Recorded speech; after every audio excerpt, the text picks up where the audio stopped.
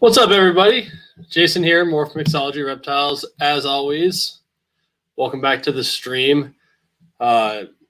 Excuse me if I'm a little bit out of sorts and disorganized here. I haven't even been able to eat my dinner yet. The beauties of having a 4-month-old. But thanks a lot for being here. Of course, we got all the usual suspects that's in the chat already getting started. Let a couple people get in here, and we'll get going. This week, I'm super excited, actually, because as coincidence may have it, that my regularly scheduled video that went up this past Thursday, the day before New Year's, was my New Year's clutch update video, I guess. And I did the mimosa clutch because why not for New Year's, you know? And it just so happened that lined up to be the video before having the Hypo Queen on the stream tonight. So for those of you that don't know, Lindsay is I don't know if she's been dubbed the Hypo Queen or if it's self-proclaimed. We'll get into that later, but she does a lot with hypo, both with ball pythons and boas. So that'll be a lot of fun. She's become a good friend of mine and definitely one of the people that has helped us from the beginning. So we got a bunch of people in here already. I'm going to go ahead and bring her in, and we'll go from there. How's it going? Hey, everyone. Good. How are you? Good, man. Tired to say the least. Yeah. Thanks for, before anything, thanks for coming on and doing this with us. Thanks for having me. My understanding is this is your first time in a live stream of anybody's. For someone else, yes. I mean, I've done a few live videos on our page, but never with anyone else. So. Well, there you go. We're breaking molds here. I get to be the first at something. Cool. Yeah, we got the same. We got the normal people. A lot of these guys. I don't know if you can see the chat. Excuse me. On your side, you should be. No. You should be able to get the comments on the right. But we got HB Reptiles in here. Chris Sexton's always in here. He's been around. He's been in the chat for almost an hour, and HB Reptiles has been in here a little over an hour. So yeah, that's insane. Brewer Boys, Ball Pythons, Chris Dameron, 808. We got a whole bunch of people in here. So So I just, like I said, I appreciate you having me on. But I just, as I told you before, we kind of have been developing this live stream, this open mic, so to speak, to bring on. We'll have some of the big hitters like everyone else does at some point, but I want to bring in a lot of the people that have been either instrumental in us getting started from the beginning, friends of ours, and some of the more kind of behind the scenes breeders in that. And so, that certainly fits the bill with you. You and I've been talking since the beginning for us, for sure. Yeah. Yeah. So, for those in here that don't know who you are and what Noble Reptiles is about, why don't you give them a little bit of a background?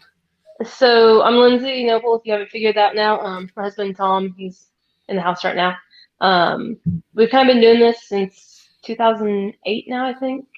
I mainly started with boas, and then I met Tom, and we moved into keeping ball pythons. We moved back here to Oklahoma, Arkansas, and our mentors down in Little Rock actually really got us started with ball pythons, and it's kind of gone from there. They set us up with a lot of hypo projects, and that's just kind of been what I've continued with. So you work primarily with ball pythons, or is pretty even?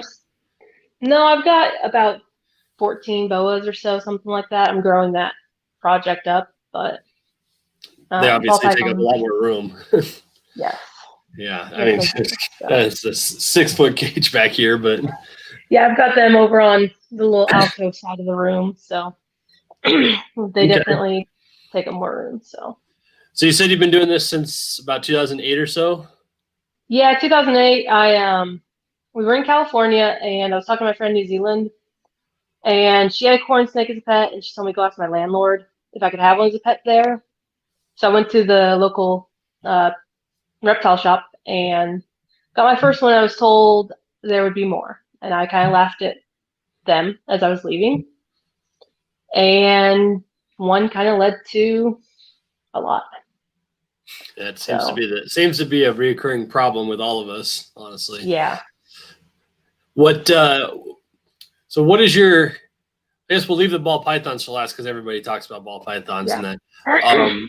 What is your main focus if you had a specific project or something? I know you work with a white line or something in your boas, right? Yeah, so about the first year in, I picked up a white group hypo female from a breeder locally.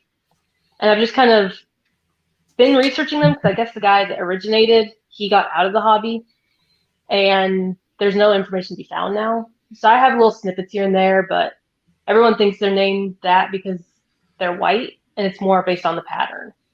Oh, okay. Yeah, we've been working to make them a little more white, like silver based, and it's been working so far, but so it's an ongoing project. So more of a line bred trait than it is a gene. Yeah.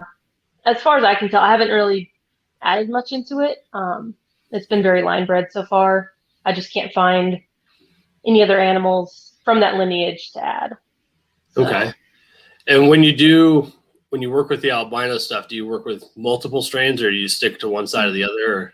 I have two. I have call albino as my main ones, and then I have some VPI T positive stuff that I've been picking up from Tracy. Some of that VPI stuff is killer. You look at some of like the VPI snow glow stuff and that, you almost get that almost like a freckling effect. It seems like in those that you don't get in the other strains. Yeah, I've actually got a pair of them trying to breed this year. I think my male might be a little too young, but I'm halfway tempted. I'm halfway tempted since I don't have the adult albino female or moonglow female that I was supposed to be getting. Yeah, I'm halfway tempted to just start over and go VPI albino and sell this male and grow, get another one in a few years when I'm ready for one and kind of just start the process over. I mean, I like VPI more because if you do IMG and stuff, you can see it a little bit better than you can with the calls. But I like the Sunglow project I have going on with them. So yeah, for sure. Yeah. And that IMG is one of those things that, I'm not going to get big into boas. It's not, I don't have the room for it, to be honest with you. Yeah. I would like to do, a pair or maybe a trio or something, just kind of work a little bit. But I do like the IMG stuff. Part of me really wants an all black boa. I think that'd be rad. Yeah, I picked mine up 4 years ago at Arlington now. So I'm trying to breed her this year to my Motley VPI jungle male. So wow, that'll be sweet. I think he's still a little young, but I think I'm not sure if 808's talking to you or somebody else in here, but if 808 ball pythons asking where in Cali you were at. I'm from Napa Valley. Tom's from Ventura. So we're all in the same general area there. I didn't know. I run into people all the time. I've got guys I work with that we all live in Montana and I would have never known that they were from California. So Napa Valley is not far from where I grew up. But yeah, I'm actually from Napa. So at least you're not from SoCal. That's a whole separate part of the country. Pretty much. Yeah, I spent a lot of time up in Redding and Sacramento and stuff. So that's where all my family is right now. The NorCal kids get it. It's you get NorCal is everything from Oregon to just south of the Bay and the rest, and San Diego. San Diego is like southern Northern California. No. Everything in the middle could be Mexico as far as I'm concerned. Yeah, I never really went to Central California very much, but that's where actually we had our herp society that we would meet with and monthly. So I try to avoid the Central Valley as much as possible anyway. That's where meth was created. Yeah. That's Stockton's claim to fame. Well, Stockton is pretty much like the city that I got into reptiles at. So. Oh wow! I joke with, I don't know if you know Shane Kelly from Small Town Exotics, but I give him shit all the time too because he's in Bakersfield and that's a dump as well. So that whole Central Valley is just terrible through there. But it's I mean, we had a lot of kids from Vallejo and that area that were in our high school, so it was interesting. Apparently we have SoCal people in the house, so we need to make sure we're extra mean to them. My husband is from Ventura. Well, is he a surfer? And then musician. So of course. Drum circles. I get it. It's like Adam, Beach Bum Exotics. He's a total surfer dude too. I think he's from Ventura also, actually. So what took you guys out to? How many of us are from down there? Yeah, what took you to the middle of nowhere then? He had family out here, and then we kind of got here, and I got back in my main job. I found a job out here that worked for it. So. Well, that was my next question: is do you have a quote unquote real job? So I'm a beer salesman for my main job. So that's what I do 5 days a week. So you're the person to know. I'm the one that gets everyone in trouble with Trulies and other things at Arlington. So. And what does Tom do? He actually is a manager. We're both at the same company. So. Oh wow, okay. So that's something that you can transfer around the country, or there's just multiple distributors, you just go to a different one? Multiple distributors. So I started at one out there and then found another one out here to work at. So interesting. That's an industry I know nothing about. It's interesting. So do that, and then I come home and it's the farm, and I was gonna say you guys, I watched what you're doing on Facebook and Instagram, and that you guys have got more than just snakes on your hand. You got a whole host of stuff now. Yeah, we've got 6 acres, couple cattle, chickens, horse, dogs, cats. Yeah. And you guys have the fluffy cows, right? No, we have the Dexters. So they're about the same height as those ones. They're just not as fluffy. What do they call those ones? Those ones are Highland. Highlands. There you go. Yeah. Yeah.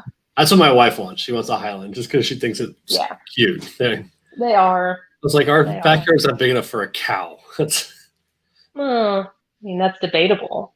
That, and I really want mini goats. I've always wanted like dwarf Nigerian goats and that, because I think my Aussie would just have a freaking riot with goats jumping on his back and headbutting him. And we've got corgis, so they help kind of work the cows and stuff when they feel like it. So same idea. Yeah, that would be super cool. We're actually talking about trying to get down to move down kind of in the Kansas City area and that. Yeah, you've talked about that before. Yeah, so. And if that all works out, I mean, that's part of my job, and that could be years from now. We have no idea when, but if that happens, I'm going to hopefully try to get a little bit of land, because it's actually in Olathe, Kansas, so I can get kind of away from the city, and maybe get a little bit of property, be able to put a facility up for this and have some little critters running around and whatnot. Because I think that's kind of kids.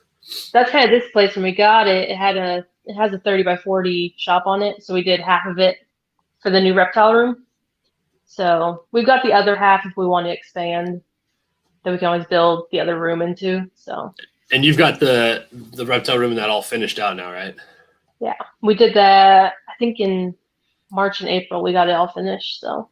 Yeah, that's cool. Nice. I would love to have.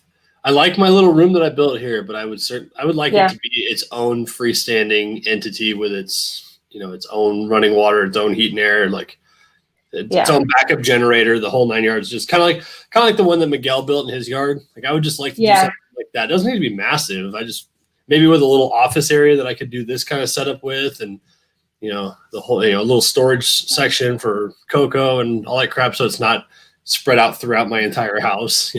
Yeah, we store all the cocoa and everything on the other side of the little barn that we have out here. And we got lucky, and there was running water and electricity out here when we got it. So yeah, that helps. I had to add it in here. Well, I had the power, obviously, because it's in my garage, but I had to add power. So we just had to build the whole room I assume there's some stories here, because Bearded Ball says that you will purposely hand out Trulies just to get you by a tarantula. Yes. That is true. This happened at Arlington, and now they're up to like 6 or 7 because of me. So, off of whose table? Off me. Oh, you do tarantulas too?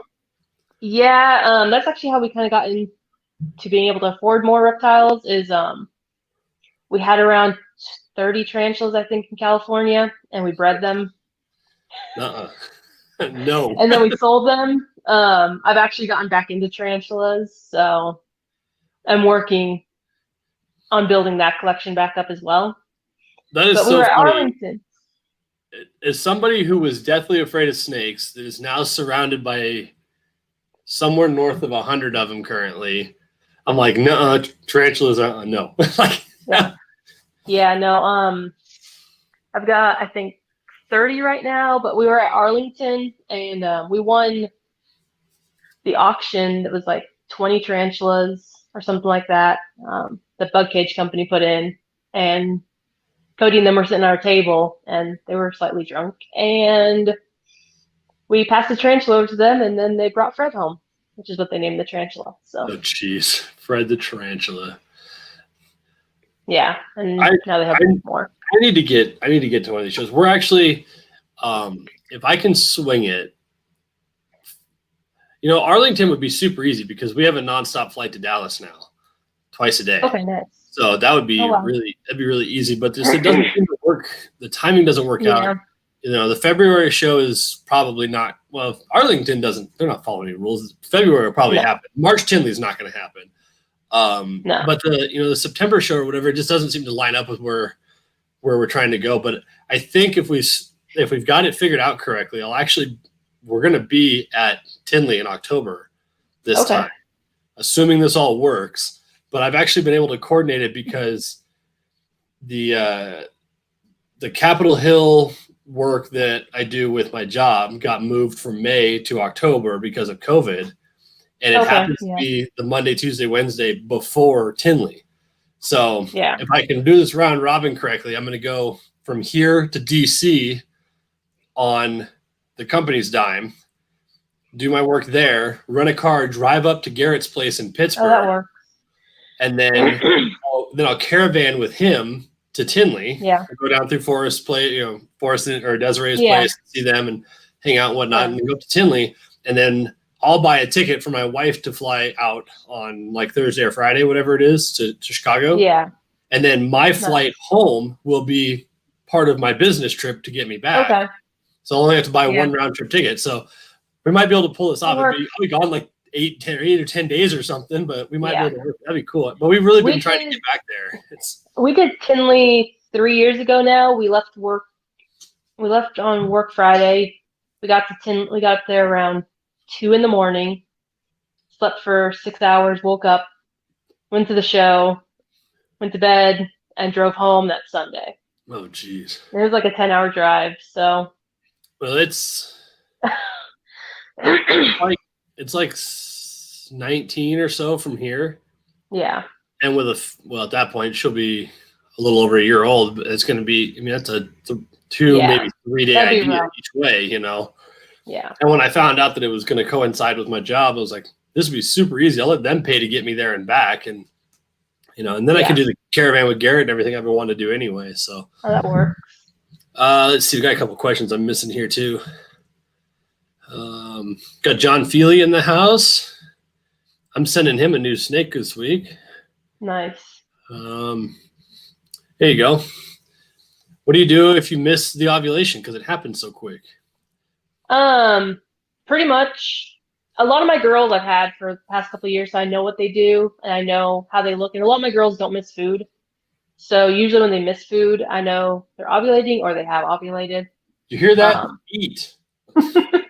Yeah, I've got some that are worse than my boas as far as when it comes to feeding. But I'll usually palpate them if they've missed food and I think it's been after their ovulation. I'll palpate and I can normally feel a few eggs in there. Do you have an ultrasound? I'm out here. I had one and then I sold it a year and a half ago when we sold a lot of the collection off. But I wish I had one right now because I've got about 25 new females that I have no idea what they're doing. Yeah, I've not gotten, well, to be honest with everybody, I haven't used it at all since my video with Brian.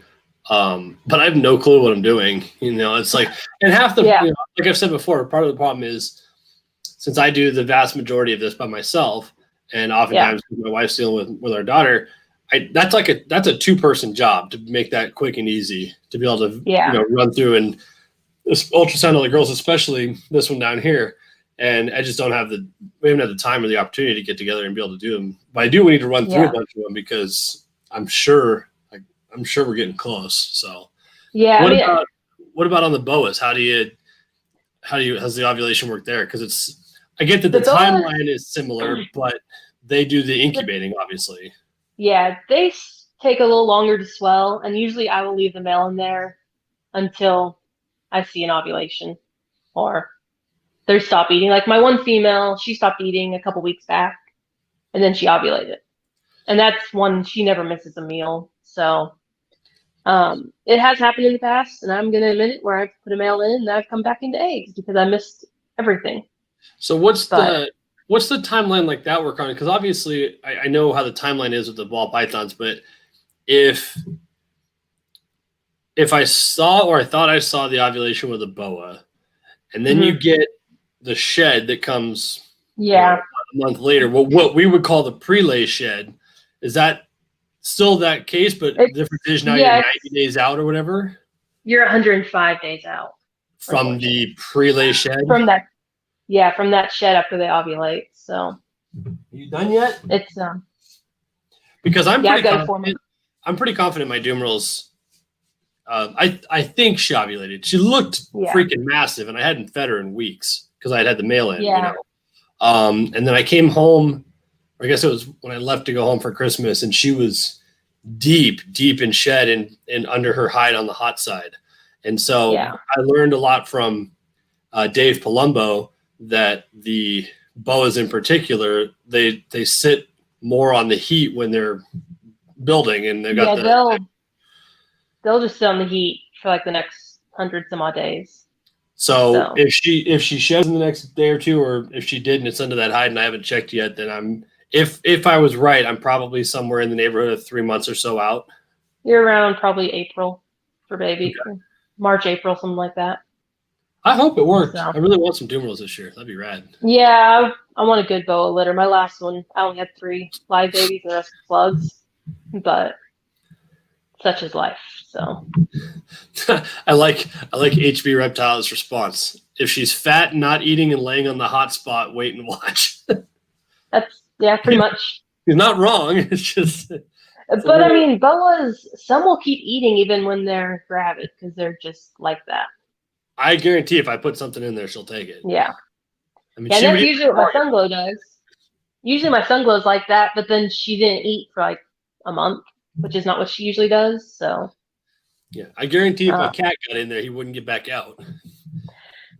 I guarantee if my cat got in there, I don't think my boa would be able to touch him because he's a fatty. he's like 20 pounds. He's not a small cat. So I saw somebody question up here. Where'd it go? Chris Dameron was asking, what is the most exotic snake that you have? Probably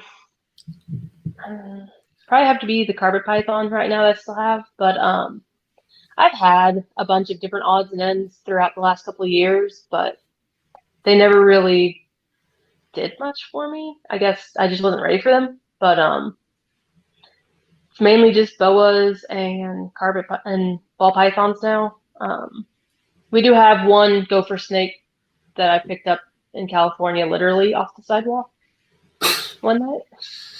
We were out walking, and he was just like laying on the ground. I couldn't really see, and I just picked him up and put him in my vest pocket and walked home. Jeez. So, is there anything obscure that you would, anything bizarre that you would like to add that you don't have?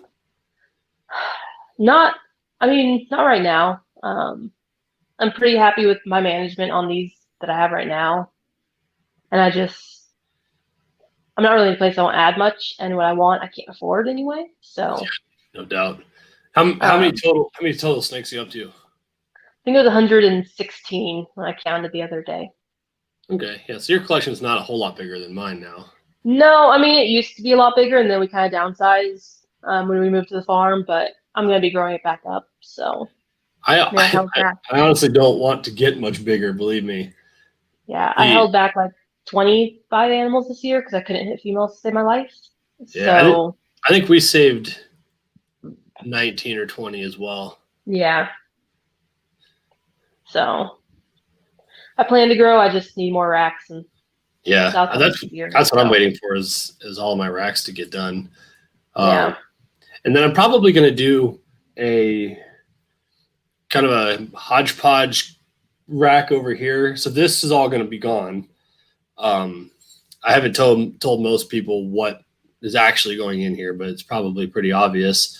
But this is all going to be gone at some point. There'll be a breeder rack on this side.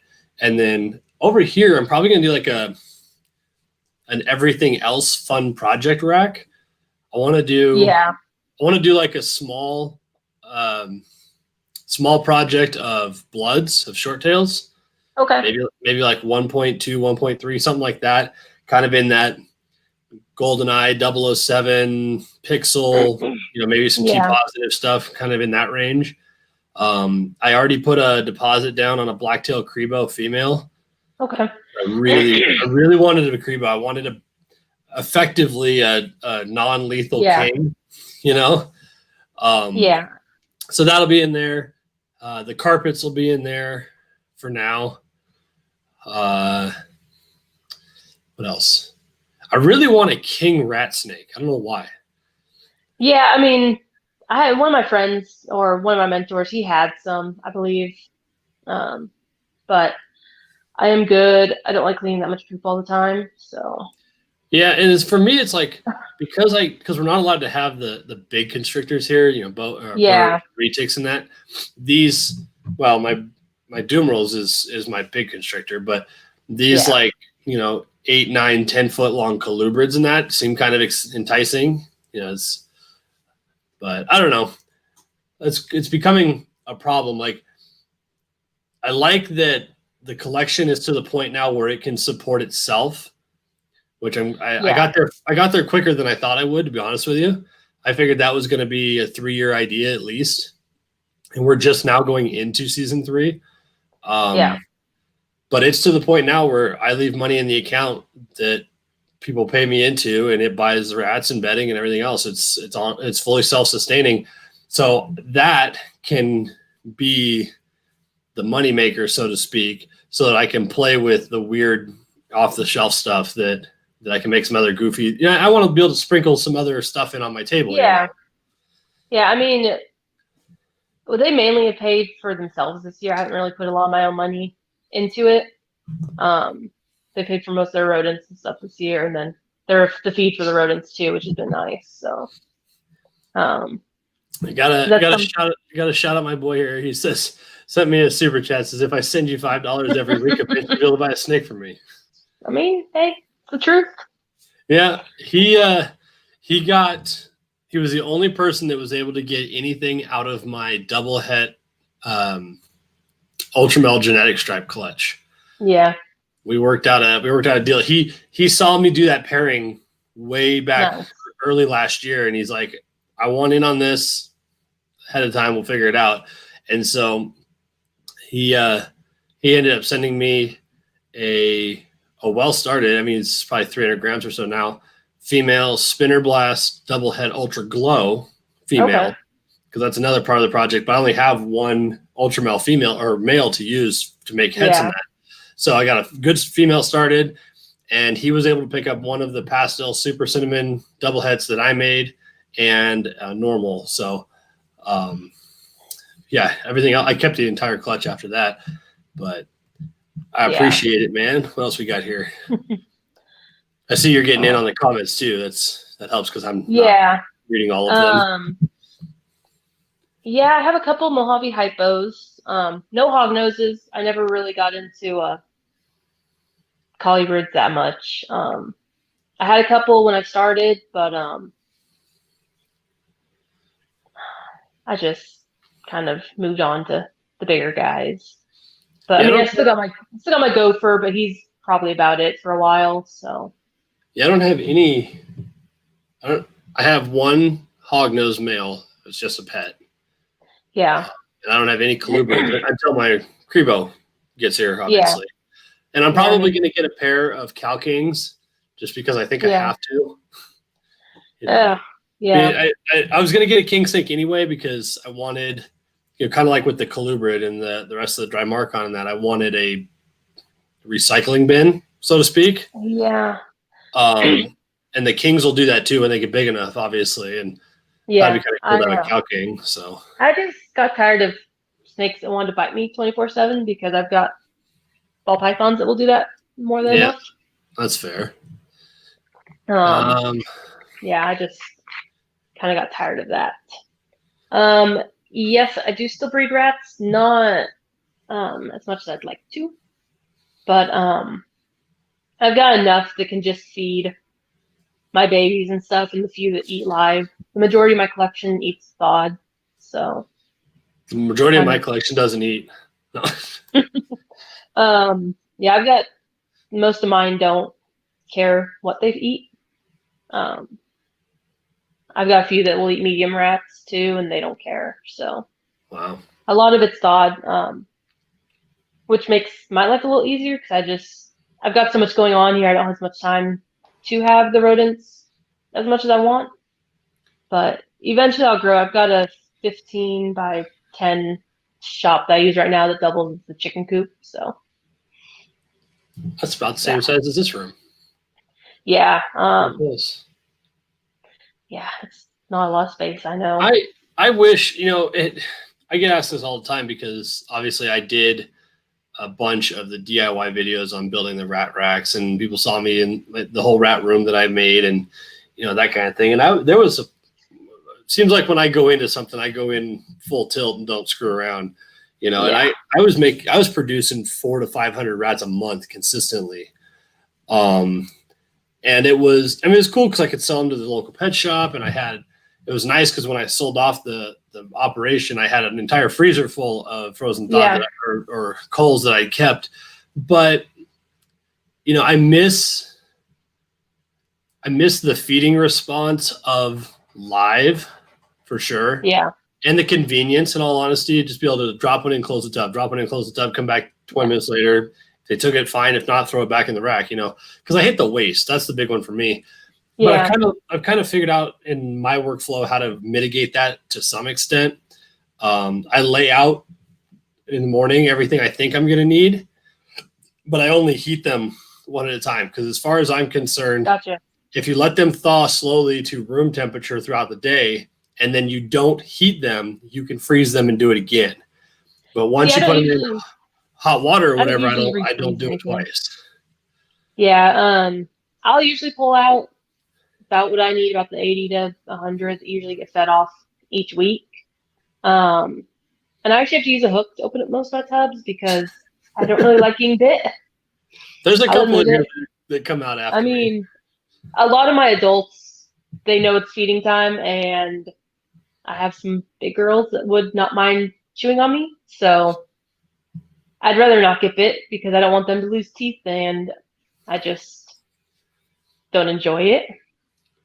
I don't mind it. I don't have a response to being hit bit, but if I can avoid it, I do. Yeah. But and then any extras that don't get eaten, I'll give extras to everybody in here, or give it to the chickens because my chickens enjoy leftover rats. Weird. So I have one little bit. Yeah. I have one chicken that will come in the shop when I'm cleaning, and she'll beg for like stillborn rats and mice. And she'll sit there and I'll throw them to her and she'll eat them. That's bizarre. I didn't know that was a thing. Yeah, chickens are. But I have also heard that chickens are like vicious and cannibalistic and like. Oh yeah. Yeah, they're not super sweet and cuddly. My wife wants one of the fluffy chickens. Yeah, mine. No.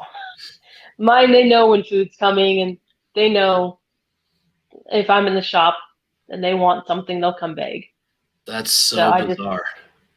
So if I have like leftover mouse, pups or like rat pups or something, I'll throw them to the chickens to clean up. So. Chris Dameron was asking if he could see the Hypo Mojave you were talking about. I don't know if grab her. If she's readily accessible. And he also said in here he loves snakes, but where he lives, they can't have any. Where is that, Chris? I'm curious. Let me go grab her real quick. Yeah. I'm going to go through the comments a little more here. But yeah, Chris, I'm interested in that, where that is. Let's see. We'll get to Jeremy. I'll get to your question in just a minute. So Ron Compton says the Kings are great cleanup crew. That's kind of what I was thinking, and from California as well. So I gotta have a Cal King at some point. Yeah. So, here, I'll put you up on the big screen. She's not really happy being out right now, and she doesn't.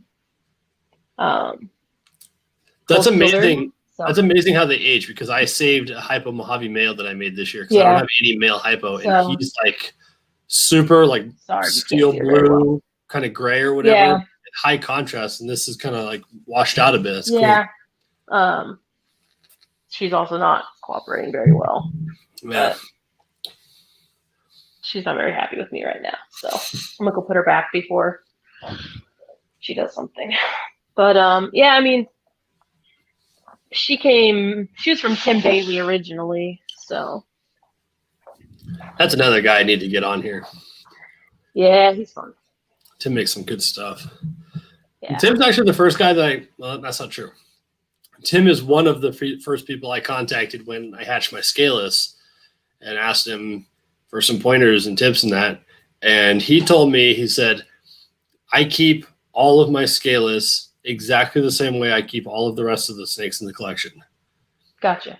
And I was like, God, that seems so counterculture to what everybody else that is working the project is saying.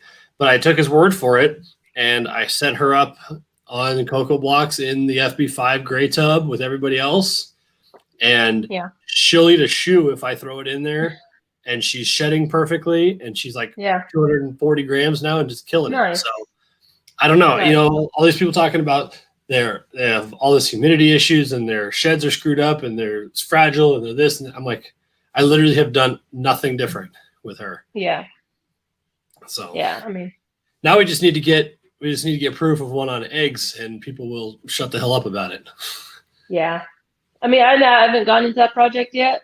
I have no issues with anyone in that project like a lot of people do. It's, you know. Well, it's interesting because, you know, I don't see any reason necessarily why it shouldn't work. But then again, why do desert females come out not capable of laying their eggs? You know, there's just a weird abnormality. So yeah, is it possible? With them, it's an ovary issue, I believe, is what it was. I haven't really. Yeah, no, I get them, but I get that, and I understand that it's just a genetic thing that for whatever reason is tied to that gene. It's no different than, I hate to use this example, but it's no different than the wobble that is tied to spider or whatever. Yeah, but I mean, I just have a hard time accepting the premise that the scaleless females are either sterile or not going to be able to lay. I understand that there's a possibility they might not, but we don't know yet. The issue is that we're finding, and I've talked to a handful of people that are deep into this project, and we're talking 6 figures long into this plan, and most of them are saying there's a couple of issues happening here. One is they take longer to get to size because they shed every time you feed them, and I can confirm that. Every time I feed her, doesn't matter how big or small the meal is, 3 or 4 days later, she'll be going into shed. So that usually means if you can't get her to feed necessarily every week, it'll be every other week. So, of course, it takes them longer, right? The other issue is because people have spun up so much controversy and drama over the project, there's enough people that have breeder-ready scaleless females that are afraid to try it in case they're right and lose the animal. So they're waiting for somebody else to make the move, prove it works, and then do it and cash out. Yeah. I mean, that's understandable. I can't say I blame them. You know, like if I raise this girl up, you know, if she was ready to breed or whatever, I would seriously have it would be a gut check. Yeah, it would be a gut check moment for sure. Yeah. The only difference for me is I'm not $10,000 into her like some of these other females, you know, other breeders are into their girls. You know, I made my own. I didn't have to spend a crap load of money on it, but I have it on good authority that we should see 2 to maybe 4 this season. Okay. That they know. They know they know of at least 2 that are actively being bred and look promising, potentially more. So that's all that I know and can say on that. But I hope it's true, because I would like to see a little bit more invigoration into the project, because it'll help us substantiate what a lot of us are doing with it. And even if I look at it this way, I keep telling people, if the scaleless thing is not for you, or if it comes out and they cannot reproduce for whatever reason, or shouldn't be reproduced for whatever reason, then just use it like we do with every other lethal super combo. Yeah. I've got champagne throughout my collection. I love it. You know, I don't put two together. No. You know, and the scaleless head I've seen in a number of stuff that I've made in that is such a nice enhancing gene. It screws with the pattern. It makes things brighter. And it just looks cool. So use it that way, and don't just very, very specifically don't put them together if you don't want the scaleless. Has been my theory anyway. Yeah. I don't know. I mean, I've got cool projects. My scaleless head male is in here right now. And I'm really this one down here. I'm actually pretty excited about that. That's a long-term project, but I think that's gonna be badass when it's done. I've got it in a little bit of stuff here. It's not a big percentage by any means. Yeah.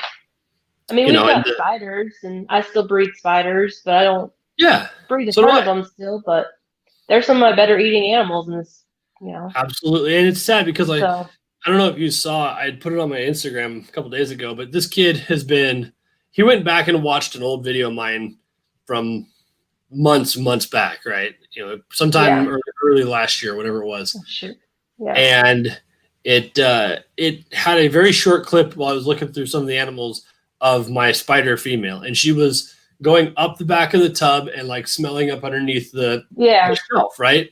And he just lit me up because I'm breeding a defective snake that's in pain, and it's neurologically this, and it's this and that, and this, that, and the other thing. And I quit engaging with him because I'm like, no, she eats better than most of the females in this room. She's laid for me consistently with no problems. I've never hatched anything from her with extreme wobble, and if I did, I certainly wouldn't breed it or possibly sell it. Like all it does is it relies on the breeder to be somewhat responsible about it. That's, you know. Yeah. I don't know. No, I mean, we've got a few. There's one that's over in my cells rack, and I'm probably gonna move her over to spinner and Hypo. I'm probably gonna move her to my holdbacks because she eats great and she's pretty. So I'm like, well, that's a girl I wouldn't mind having. Actually. Why not? I'll put her over in the holdbacks and grow her out. I don't just send her to me. I need more visual girls that are more than just Hypo. I mean, I'll go ahead. And I prefer. I was gonna say I prefer the spider stuff that I work with. I prefer to have spider in my females. Yeah. Because then I can control how much of it I make. Yeah, I don't have any spider males anymore. It's just all my females. I have one, that humblebee male. Yeah. So, but no, that girl would be, that's awesome. And I like Enchi and everything.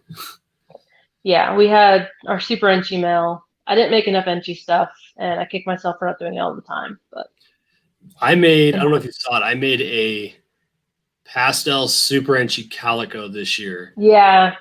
That is nuts. On that one. Yeah. I need to work more calico. In fact, I am, but I need to work more calico stuff. I really like that. I just wish you could control how much white it throws. Yeah. Because those super high white calicos are sick.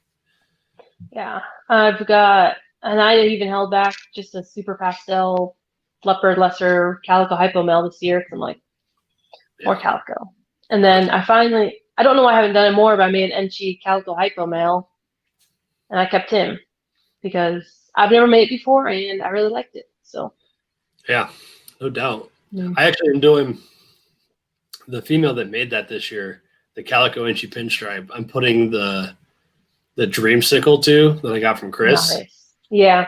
Because for a couple of reasons. One, I'm starting to see calico pop up in pieds, and I like what it's doing in general. Yeah.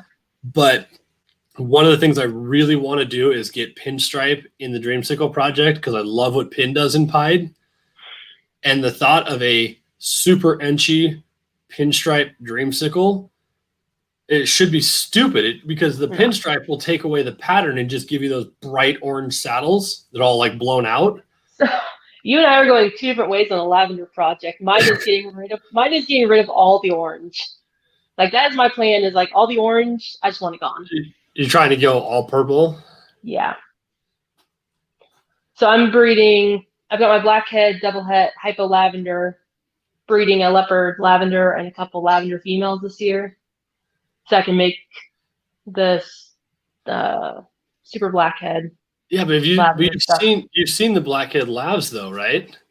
Because Mm-hmm. that gets rid of all of the purple and gives you like this nice. Well, that's why I'm going super blackhead. Yeah, okay, that's fair. Because if it looks anything like my male that I have, that base color is going to be all that purple. Yeah. So I'm going the long project, but I want a super low white pinstripe super anti dreamsicle. That would be baller. yeah, the Enchi would bring a lot of color in. So It'd be a lot of color. It would take away a lot of the white, and then the pinstripe would remove any resemblance of pattern and just let the orange kind of melt over it like a candle. Yeah, I mean, I say this, and then I have a pinstripe blackhead lavender coming in. Oh, jeez. So I say I don't like pinstripe, and then I have one coming in. Yeah. So, you know. I also, it's not going to work this year because she's not ready, and I don't want to wear this male out. And I already started other plans, but I have a pinstripe desert ghost that is possible het pied. Nice. That allegedly, if the story is to be believed, is the sister, the clutch mate of Justin's pin DG pied. Nice. As visual. So if that's the case, if it is in fact a clutch mate, it has to be at least 66% if it produced a double visual. Yeah. So if that's the case, and I put a dreamsicle to it, not only am I working the pin into the dreamsicle again, but now I potentially can make pin pieds that are double het DG lav. Yeah. Which that project should be stupid too. Yeah. I'm curious to see how the DG reacts to the lavender. Yeah. It's kind of, I wasn't trying to, it ended up happening, my double het hypo lavender stuff. It's only double het because my male, I had no choice. But we'll see how the hypo lavender stuff looks down the road. I don't know. Just happened because. And make sure I'm not missing comments here. I told Jeremy I'd come back to his. Says good snakes to get in. Just started out in breeding. He already has 80 baby rack and a 20 breeder built, so he's got 100 slots. Honestly, find what you like. I know everybody says it, and it's old, and everybody says do what you want and what you like, but it's true. I'm breeding hypos, and I know hypo isn't like the big heavy thing that everybody wants. It's DGs. Hypo's coming back. But I mean, it is. So it's like, even though I know chase everybody, all that fun stuff, but it's like, if you do what you want, you're not going to burn out as quick. Because we sold off a lot of the collection, like I said, when we moved here. And I kind of went back to all the hypo stuff that I enjoy working with. I enjoy seeing the projects I want to do. And it's helped. I don't feel as burnout coming out into the room right now. So, I mean, I do feel like I'm blinded right now because I should turn the light off, but whatever. Yeah, I've had a few days in the past year or two where I have legitimately not wanted to walk out here, and I've thought very seriously about picking up the phone and calling some people and say, hey, just buy the whole damn thing. I'm done. Yeah. And part of the reason that hasn't happened is because I have too much pride to let everybody be right, that I was going to be in and out in no time. I mean, you and I have talked about it. I mean, but you got a point though with breeding something that you like, because at the end of the day, unless you have to be realistic. Even if your goal is to not make a ton of money doing this, which I have no issue discussing the money about this, because realistically, none of us can afford to just keep feeding this beast and not see return. I mean, that's not realistic. Just feeding a collection this size. I mean, unless they're making money themselves. I mean, I have a job, but I also have everything else in my life. So if they're not making money and I'm not doing what I enjoy, I mean, what really is the point to it? Yeah, absolutely. And if that was the thing, you would buy 5 or 6 of the coolest snakes you could ever find, and you would keep them as pets, and that's totally okay.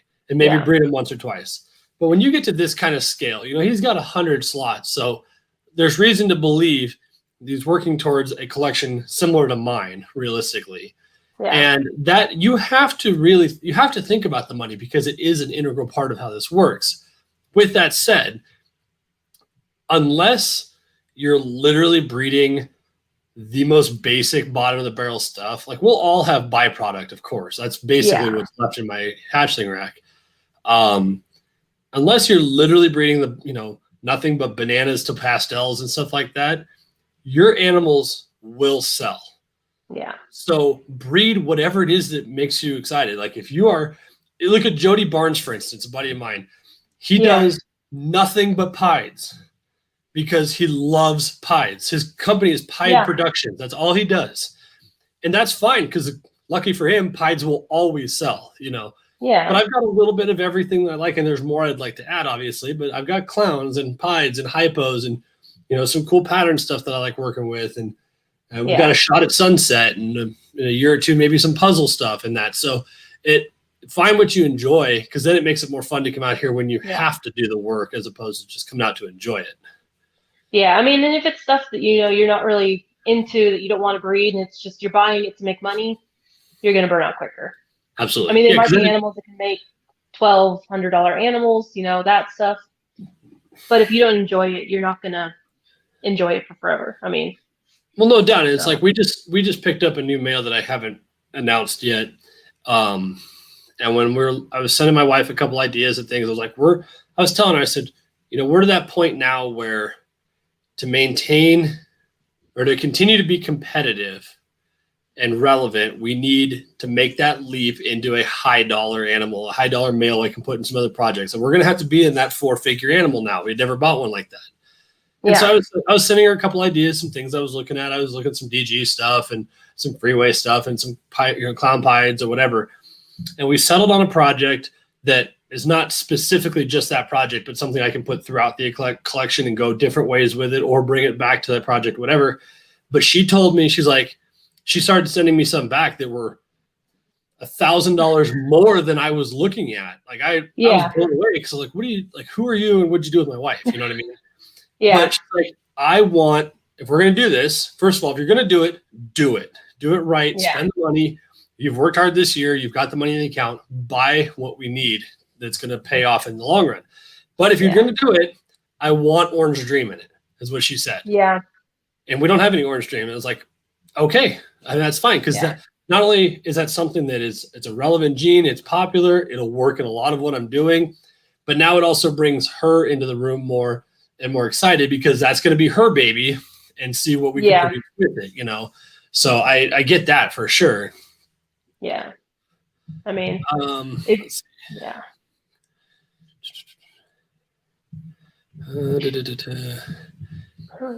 think we're pretty.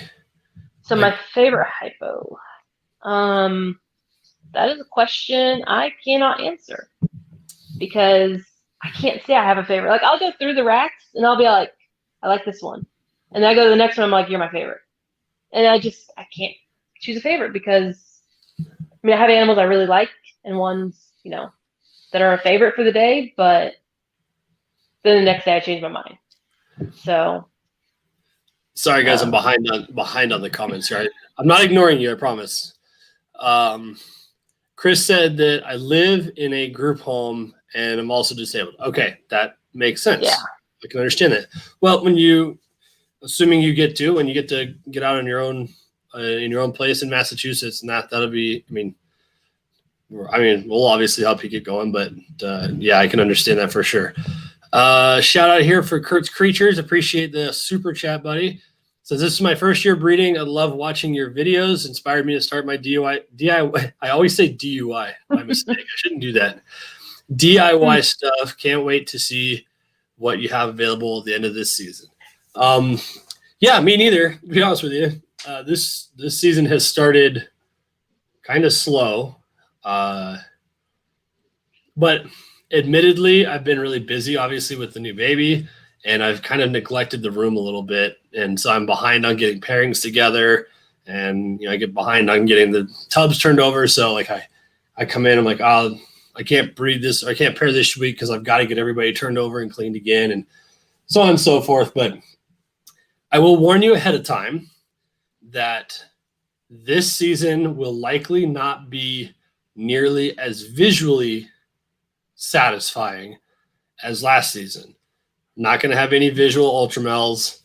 We're going to have hopefully some clowns and pieds, but not a whole lot of visual stuff because This year, I'm doing a lot of building block stuff. I'm making a bunch of double head holdbacks and head holdback combos and stuff like that. So, there might be a lot of like single gene, but it's hiding a bunch of stuff underneath it. So we'll see. I got some cool plans. I mean, there's still some good paycheck snakes being bred in here too. So we got to have those to help keep the collection afloat. But anyway, let's see here. Yes, Chris, I am getting to all of your replies, Chris. I do see them. It doesn't scroll when I hold over somebody or when I'm holding on a comment. So, you can't. That's a good point. So we're talking about the scaleless. Tara says you can't know what the potential problems are if you don't try to breed them. I mean, in regards to the scaleless, that's true. But again, the people that are way ahead of us, the founders in this project, have a bunch of money sunk into this, and it would be, it's a risk analysis. Can you risk putting up a $10,000 or $15,000 female to try it that's never been done before? So I can't fault them for that. Let's see. You already got that one.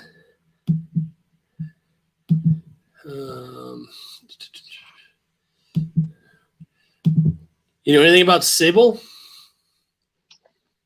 I have heard about Sable. I never really got into it very much just because it wasn't a project I really wanted into at the time. But I did hear that they did have a wobble. I never heard if it was that bad, but I mean, it's the same thing. I mean, blackhead can wobble, Hindine wobbles. There's a lot to do. And there haven't been a ban. I think it's just more people getting into a project. We probably see more of it eventually. Yeah, and I, one thing people have to realize too is everything that we have came from a relatively small group of animals out of Africa. Yeah. So at some point they're going to be bred out so far that you're going to inherently get problems. It's just a fact of the way that nature works. There's not enough ways to outcross them at some point when the original grouping was relatively small compared to what's in the country now.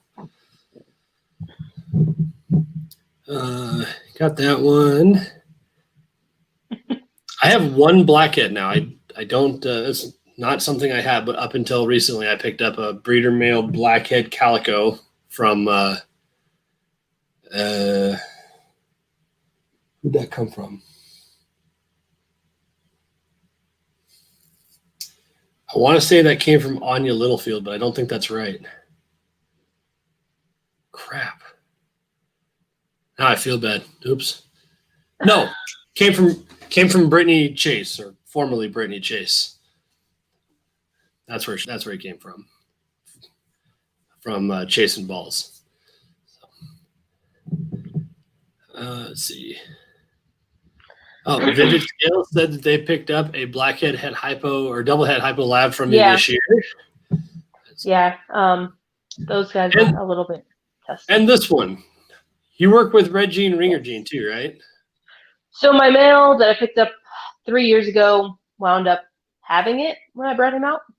I haven't done a ton with it. I've talked to Jennifer a lot on it as far as what it does. And I like it. I'm going to keep breeding into my projects.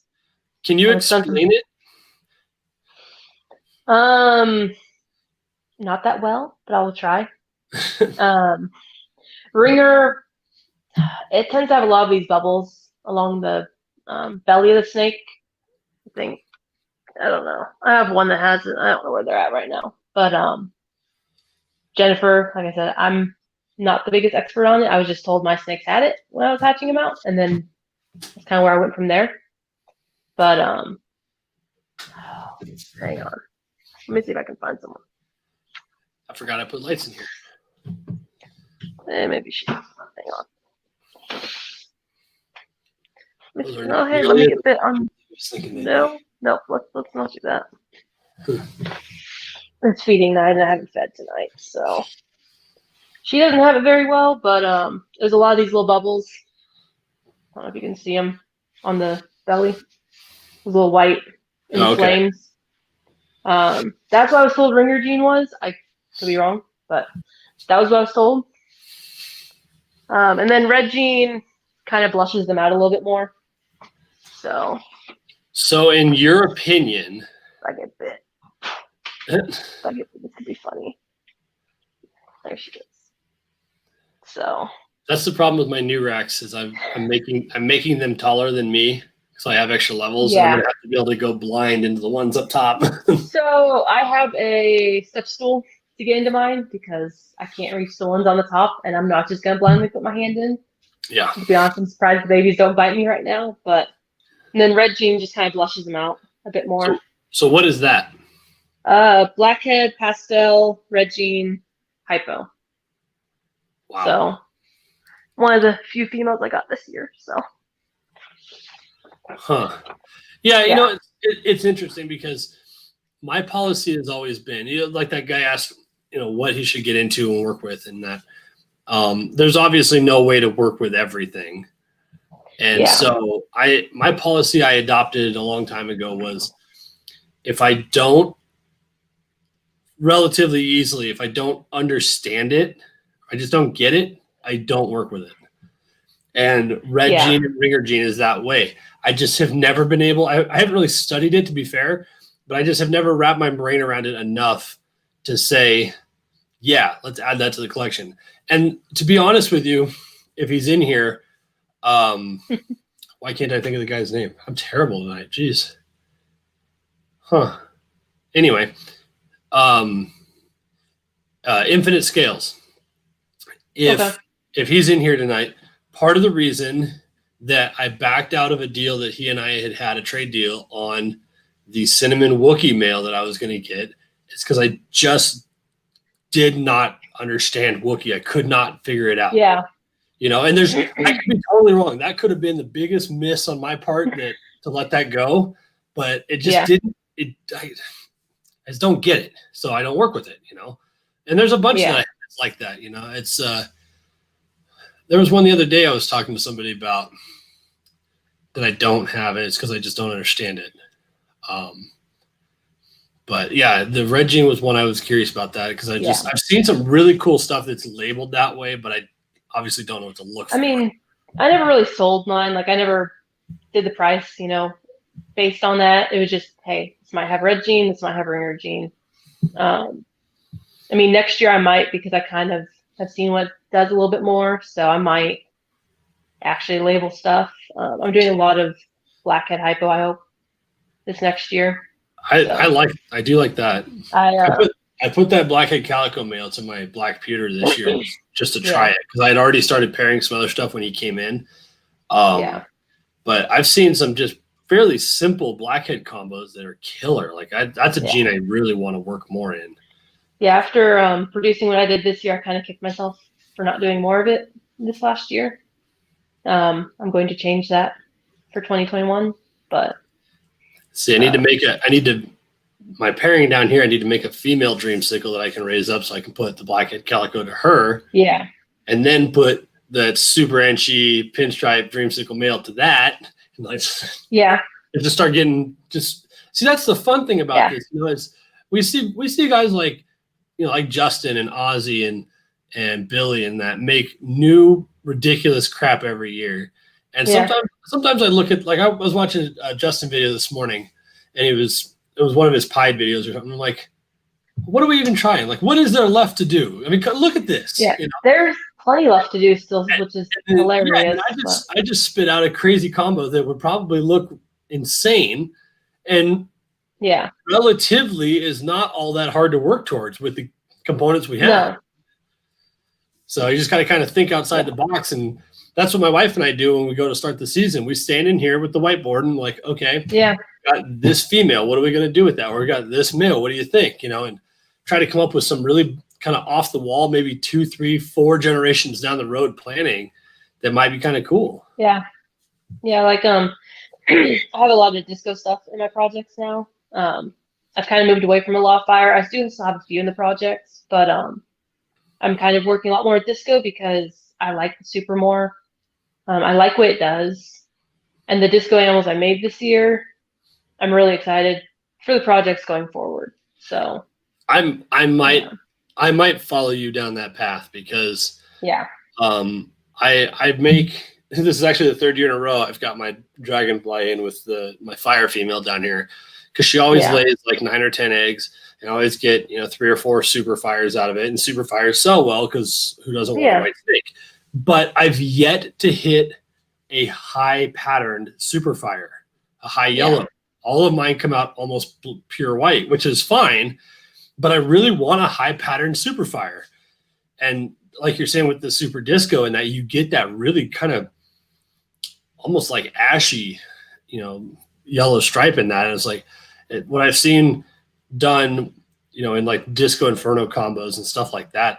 I might start working out the fire stuff. I have very little fire actually.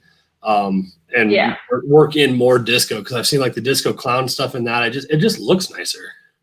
Yeah, I'm doing I'm hoping for a lot of super discos this year just for future projects. Well, sign me up when you do. I shall. I've got, I think, I need one. 4 disco females that are breeding this year. I'm trying to do super disco blackhead hypo stuff. Jeez. The disco blackhead hypos were not what I was expecting this year, so I'm thinking the super should be even better. I can make a super disco scaleless. I'm not. That would probably be like just a solid whitish colored snake. Who knows? Depends on how much pattern you get. The super discos don't have a lot of pattern. Well, the super disco past the lesser het that I have, she doesn't have a lot of pattern. Really? She's pretty much just a creamy yellow color.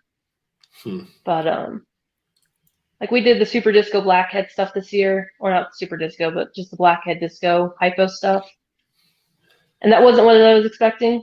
And I like the outcome, so we're gonna try for it again. So yeah, we could sit here and brainstorm for hours. Cool ideas. Yeah, I think I've changed my projects about 3 or 4 times until I nailed it down.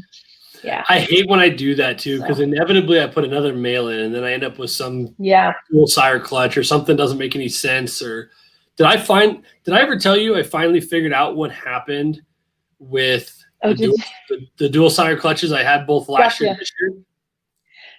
I think we had talked about it. I can't remember off the top of my head right now because so what I had done is I had put my red stripe GHI and my leopard butter pastel to my spot nose female the first year, and I had I remember that what appeared to be a legitimate dual sire clutch.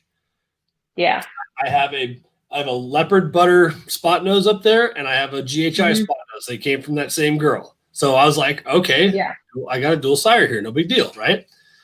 This past year, I put the same leopard butter pastel to the spot nose, but never put the GHI red stripe in. Gotcha. Yeah. And still got GHIs. And so what I thought happened was I honestly believed I had a dual sire clutch with retained sperm from the year before, which biologically is not impossible, but highly unlikely. Yeah. Come to find out, I did a little bit more research because I had put that male to something else too. Oh, I had put it to my leopard butter pastel up here because I was trying to make super leopards and bells and that kind of thing. And a couple of the ones I got out of there, I'm like, none of these add up to what should be possible with this. Like, there's way too much pattern here, or it's way too dark, or whatever. Come to find out, that male came from Tyler at Tybron Reptiles, and he swore when he produced that it was a leopard butter pastel GHI, and everybody online told him it wasn't. So he sent it to me as a leopard butter pastel. I bred it as such, and 3 years in a row produced GHIs with it. So as it turns out, that first season with Claire, with my spot nose, more than likely was not a dual sire clutch. And Chris Sexton, if he's still in the chat here, he bought a red stripe spot nose from me that I had to call and tell him. I had to call and tell him earlier this year is not likely a red stripe because nothing else from the clutch was. Yeah. And he had already moved it on to somebody else, so he had to buy it back. It's like it was a mess. Yeah. But I think we have finally figured out that I've only actually had like one true dual sire clutch, and it's not any of those. Yeah. I had one that I could actually tell this year, and I never saw locks, and it was my GHI pastel hypo male, and then my super disco NG hypo. And then because I'd never seen locks, I put my super blackhead hypo to my female, and I didn't get any blackheads, which kind of annoyed me. But yeah, I try. If I do end up putting a second male in, I try to do it in such a way that should be relatively obvious. Yeah. There should not be any question based on what comes out. The only case this season that's not going to be the reality is my mahogany hepide female that produced my sumapide. And if those of you that are watching the show, we lost. It failed to thrive, unfortunately. It's like the highlight of my freaking year. Second to last egg of the season, cut on the live stream on my birthday. Sumapide male, exactly what I wanted, but it happens. I'll make another one. But this year, because I had that male, my plan was to try to breed this first year female maker banana pied male that I ended up with. But he's a little bit small. I'm not sure that he's quite ready. So I put him in a few times. I've not seen anything work with it. So after the sumapide passed, I was like, screw it. The banana pide's not doing anything. I'm going to put the mahogany hepide back in again and see if we can make another suma. The only issue is with that is if I get sumas or I get banana pides or bananas, anything that's either a pied or not, I won't know where it came from. And so my non-visual pides, I'll have to label as possets, even though they potentially could have come from the banana pied male. It's going to be a posset that will prove to be 100% every time. But, if I produce any normals, that's what I'm going to end up with. Or for that matter, any just regular pides that aren't, or mahogany pides. They could come from either male. So, that kind of sucks. But I'm fairly confident he hasn't done anything, so I'm not too worried about it. But, we'll see. Yeah, I think most of my males are super with one gene at least. So, pretty easy if I put two males. That helps. But, I try not to because I want better odds on some stuff. So, and a dual sire, while it's cool, it obviously cuts down on your ability to get multiple of what you've been trying to make because it cuts the clutch in half. Yeah. I'm like way late on this one. Shade Tree Exotics with the super chat. Say what's up, guys. Happy New Year. Good luck to all of you. Happy New Year. How has both of your tastes changed since you first became interested in the hobby? This is probably more attuned to you because you've been in a lot longer than I have. I can't say it's really changed much. Hypo's kind of been one of the things I've always been interested in. And then when we moved out here and our mentors kind of started working with us more, Hypo became more of a thing. I did have some caramels at one time, but kind of got out of that project.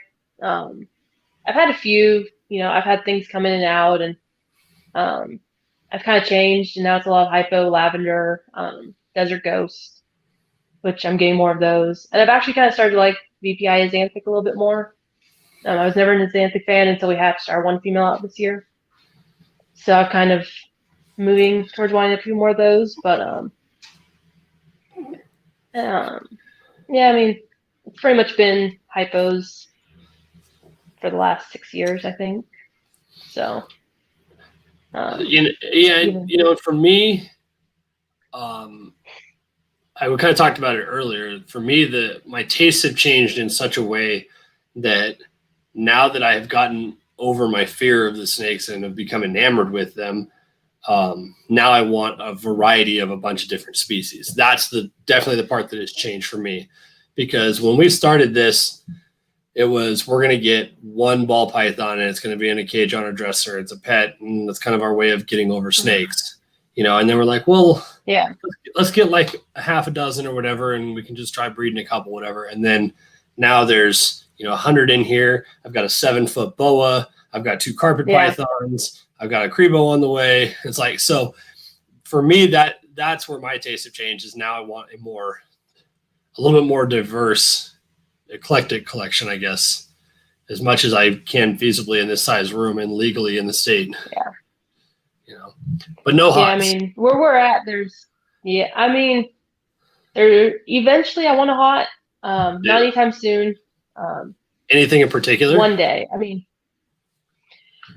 shield nose cobras have always kind of been ones I've liked, but I doubt I will have any hots besides maybe some beaded lizards anytime in the next 30, 40 years, just because, I mean, I'm not going to get around to it. I can tell you that much probably. So I've got my hands full with these snakes, and I'll probably end up getting some more Burmese. And I mean, I like the bigger snakes too. So yeah, the boas and the berms, that part of the collection will probably grow some more. And I do have a berm coming in a few years, but I do wish I could.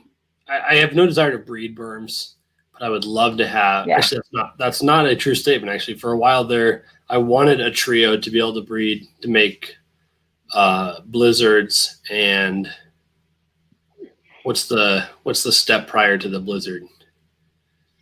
I'm not really well versed with Burmese morphs. So actually, I can't remember what it's called, but there's the Hypo Granite Albino. It's called something. No, that's called the blizzard. The Hypo Albino Granite, I think, is the blizzard, and then there's something before that that's like the Hypo Albino or something. The pearls, I think, maybe. Pearl. There you go. That's the one. Yeah. So I was looking at. I was looking at a male. Oh, it's because isn't hypo's an incomplete dominant in them, right? I think so, but I can't really. I've never really studied berms morphs very often. Yeah. Honestly, hypo. I almost had a hypo granite when I lived in California, but I just never got around to getting it. And then my one friend that breeds them knows it's one that I've been wanting for a while. So when he gets them, I'll be getting a hypo granite, I guess. But no rush on that. So yeah, I was gonna get. I really wanted a pair, like a hypo albino het granite and a hypo granite het albino, and just to have fun with it. But I can't have them here, obviously. And I'm still working with Fish and Wildlife to get them to back off so that I can have super dwarves. That's definitely on my short list. Yeah, I mean, we've got our one male who's a normal, and he's kind of just a pet. It's kind of funny. He doesn't eat like 3 months out of the year and won't touch large rats. And wow. He's easy to work with, and he's just kind of a pet right now. So I don't really want to breed him, but I wouldn't mind 10 more. You know where it goes. Yep. So, yeah. I hate when some this happens. Hypo brettles are definitely another species on the list. So we lost our big girl this year. So Permission Python just saying hi. Thanks for stopping by.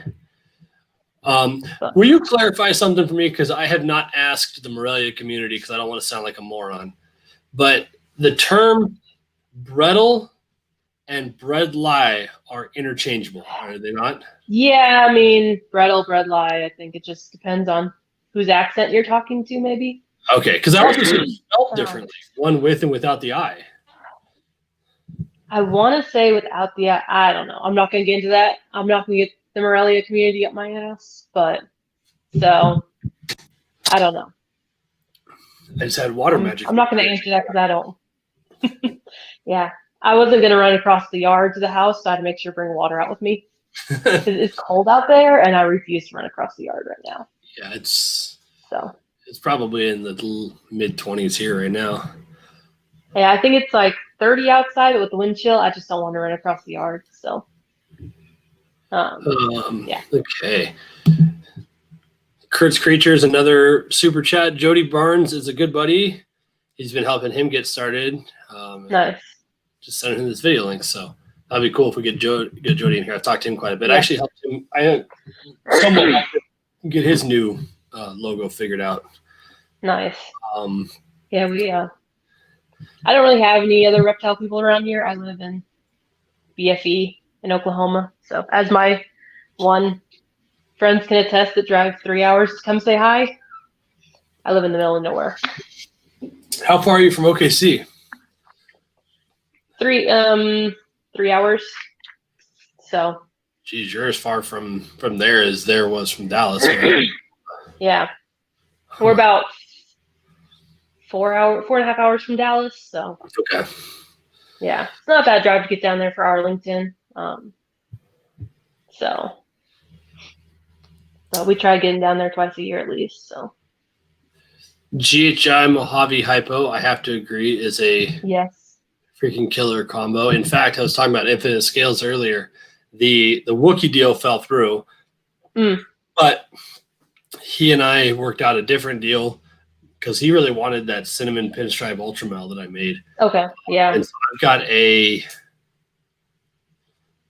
think it might just be a GHI head hypo female or GHI Mojave head hypo, one of the two coming from him. Yeah. For the same reason. Yeah, I've got I want to work my that. GHI Mojave. Good. I've got her then breeding to the super blackhead hypo this year. So got a few GHI Mojave.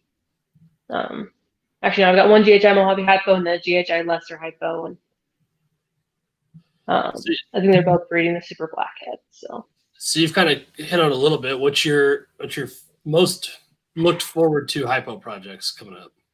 My blackhead stuff. Yeah. I'm not gonna lie. I mean, I think we've got about 18 pairings I'm going for with blackhead. Wow. I've got one male I'm trying to prove out and seeing what he does because he's not what he should be. He's got an extra chromosome, which makes him not look what he should be. So I'm just kind of putting him to 2 females, see what happens with him. So, yeah, he was an oddity that we hatched this year, but it happens. Let's see. And then the most underrated, yes, I do have a disco behind me. I think the most underrated would have to be disco. After I worked with it more this year, I like what it does, and I think my one male's in shed, but I definitely want to see more disco stuff. Definitely more blackhead. I mean, blackhead's not underrated, but I think it's finally started to pick up this year as far as people working with it. At least I've seen more of it this year hatching.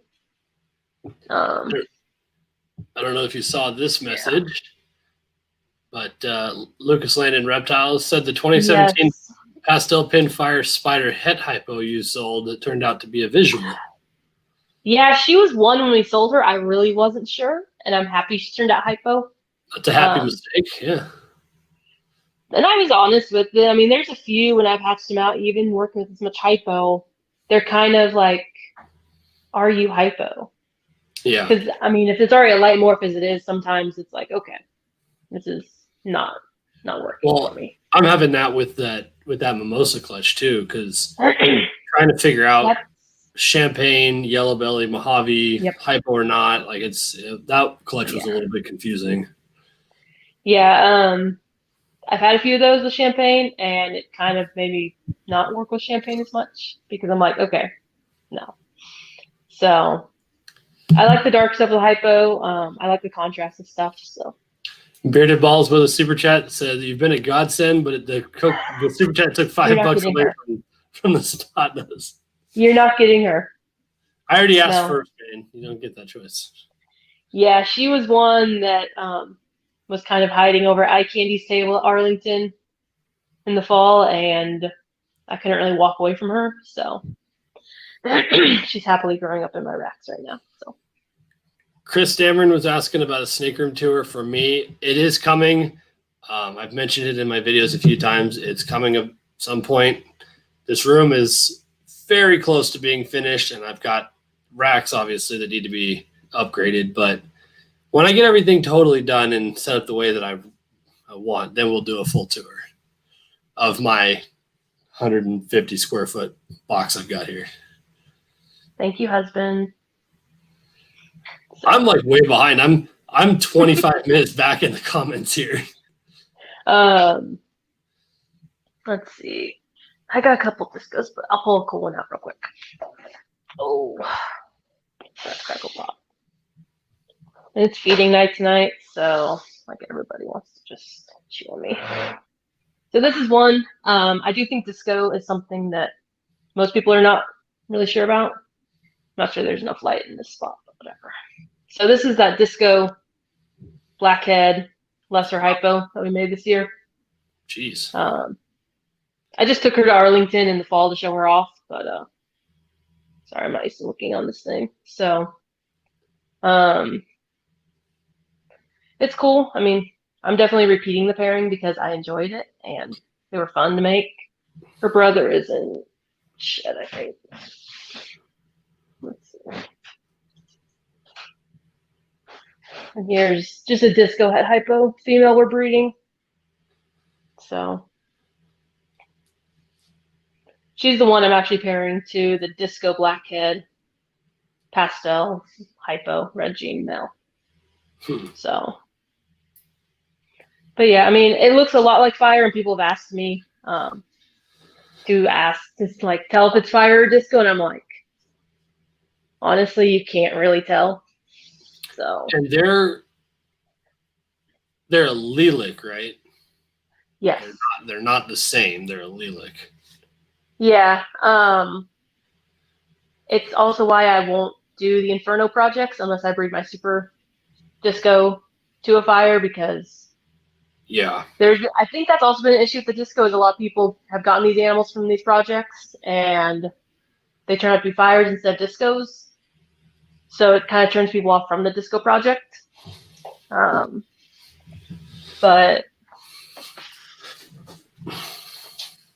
go back here. So I don't know. We've got, I mean, we'll see. We'll see where it goes this year. Kurt's Creatures with another super chat said, Lindsay, I'm in Ada a couple times a year, and I'm in Lubbock, Texas. I'd love to come visit sometime, if that's even an option. It's possible. We don't really have a lot of people come to the house, mainly because my schedules are all over the place, and I don't really like people knowing where I live. Yeah. That's that's part of the problem, because I get that request somewhat frequently. I mean, I'd love to have people over, but I'm not here. I mean, I've got neighbors that watch the place, and he keeps an eye on it, but I'm not here all the time, so I don't really like people to know where I live. Yeah. I got a PO box specifically for that, so I can do like sticker swaps and stuff now with people. Yep. Because before I was sending that without my address. So Corey Martin actually mentioned that to me the other day, because she's sending me some of hers, and she's like, it is so refreshing to see somebody with a PO box and just giving them their home address. Yeah. Yeah. So. Yeah, I'm the same way, because people have asked me, a facility tour for me is kind of a joke. It's a 10 by 19 or 10 by 18 room. It's nothing extravagant. Yeah. But even they come by and they say, hey, I'm local or whatever, and I'm interested in getting a snake. Can I come by and see what you have? And I'm like, no, I'm not a brick and mortar. I don't have a storefront. Yeah. And you have to remember, it's in my home. Like, you walk through my garage to get in here. So I don't need everybody in the neighborhood, despite the big logo on the back of my truck. I don't need everybody to know that there's a snake operation in here, and and I don't need a bunch of people stopping at my house at all hours of the day to buy animals. I mean, I'll meet with people up the road, like at the gas station or something, if they want to buy an animal. But yeah, I mean, I've had Beer Balls come over here because he's kind of my little apprentice, and I've kind of taken him under my wing. But he's come over, but I don't usually tell people where I live. So yeah, I have had a total of 2 non-friend customers in this room. Yeah, and it's just not. And funny enough, one of them, she was moving from Washington to North Dakota, and literally was driving through here. She's like, I'm going to be spending the night in Billings. Can I just swing by and grab it and keep on moving? I was like, you know what? That's fine because you're not local. I'm not a huge fan of selling local, honestly. I mean, I would, but I don't have anyone local. Yeah. I think there's been one person that messaged me that lives in the town next to me, but I literally live in BFE, and that's the running joke about where I live. Yeah. And it's 30 minutes to get to the nearest larger town. And that's not even large, to be honest. But at least got my FedEx hub, so that's all you need. I mean, I usually get animals shipped up to where I work because I'm not even down here to be able to pick animals up. So, but I'm lucky I have a neighbor that keeps an eye, and then I've got security cameras on this place, so yeah, for sure. Kind of have to. So, cool. Well, as we get past an hour and a half here, let's tell us a little bit about real life Lindsay, other than Snake Lindsay. What's real life Lindsay? Yeah, what are you into? I work. I come home, I take care of the animals, I take care of the farm, and that's pretty much me. I've got the Mustang that I just picked up 2 months ago, and she's kind of been the project to work on, and I'm trying to train my steer to pull carts and stuff and be an oxen, so kind of do that. What's it called? I'm a nerd, closet nerd, so play D&D and stuff. I don't care. Oh, that kind of nerd. Oh. Yes. Yes. Okay. Gross. Yeah, I do that, and I don't care. So. Hey, that's all that matters. Everybody's got to have one flaw, Yeah, I don't care if anyone knows that I play that, and keeps me fun. It's something different that I can just go and zone out on for a couple hours. So, but I mean, pretty much it's taking care of animals and running the house and working. Yeah, and it's right now it's kind of my downtime, but beer season comes around in the spring and it's busy. I was going to ask, so that has a particular season. Does it have to do with? So I mean, the weather, and then I mean sports and football, and I mean it would have been busier this year, but there wasn't sports. Oh, so it's not so much in it's just when how the beer is made as opposed to when it's just when I'm busy. Yeah, okay. Like if people are talking to me, I'm more apt to respond to people in fall, winter, because I'm not as busy with my other job. But in the summer, it gets a little hectic. But I enjoy it. Pays the bills. Been doing it for 12 years now, so. Are you answering questions, or is Tom? I think Tom is. He's in the house. Okay. It's I keep seeing you respond to people in chat, but you're not moving on the screen. No. I've got a phone down here. I'm just texting on now. That's Tom fielding phone answers for me. So. He's welcome to be on if he wants to come down. He's watching the boys in the house, the dogs. So yeah. So House of Exotics, what he was responding to was, new to the hobby, is there a good source to find dates of good shows like Tinley? Well, in regards to Tinley, obviously just follow the NARBC website. That's for those shows. Depends on where you are in the country. Down in Lindsay's neck of the woods, the herp shows are every freaking weekend in every state in the South. Herps are amazing. I love them. I love Lori and Sean. They're great. Their shows are amazing. Connor is actually one we keep trying to get to, but ends on being a weekend that I just haven't been able to get to, and that's a pretty big one in Texas too. So. He's actually got one up close enough to me now that I might try to get to this year. Oh, does he? In Colorado Springs. Okay. It's about 9 hours, but we go to Denver anyway. Yeah, close. Yeah, I mean, when 8 hours is a normal drive to the next big city, that's kind of what I'm used to. Yeah. But since we're not having our shows here locally for whatever reason, I probably won't be able to vend because my seasons don't seem to line up with shows. My hatchlings are never big enough or ready to take to shows when they're going on, And by the Yeah. time the next round come through, I'm already sold out. So I seldom get to vend, but that's my issue too, because a lot of my females go January to June, and by the time spring rolls around, I'm like, well, I've got a total of like 10 animals over there that are even yeah, and half for the sale, collection and I'm like, it's a lay, and yeah. yeah. So I mean, we usually don't go to many shows ourselves. Ron, I will answer you here in a bit. I'm on my phone, so I'll get back to you. So I don't usually vend a lot of shows. Arlington in the fall is one that I mainly do, and one or two here and there. But I usually don't go to shows very often.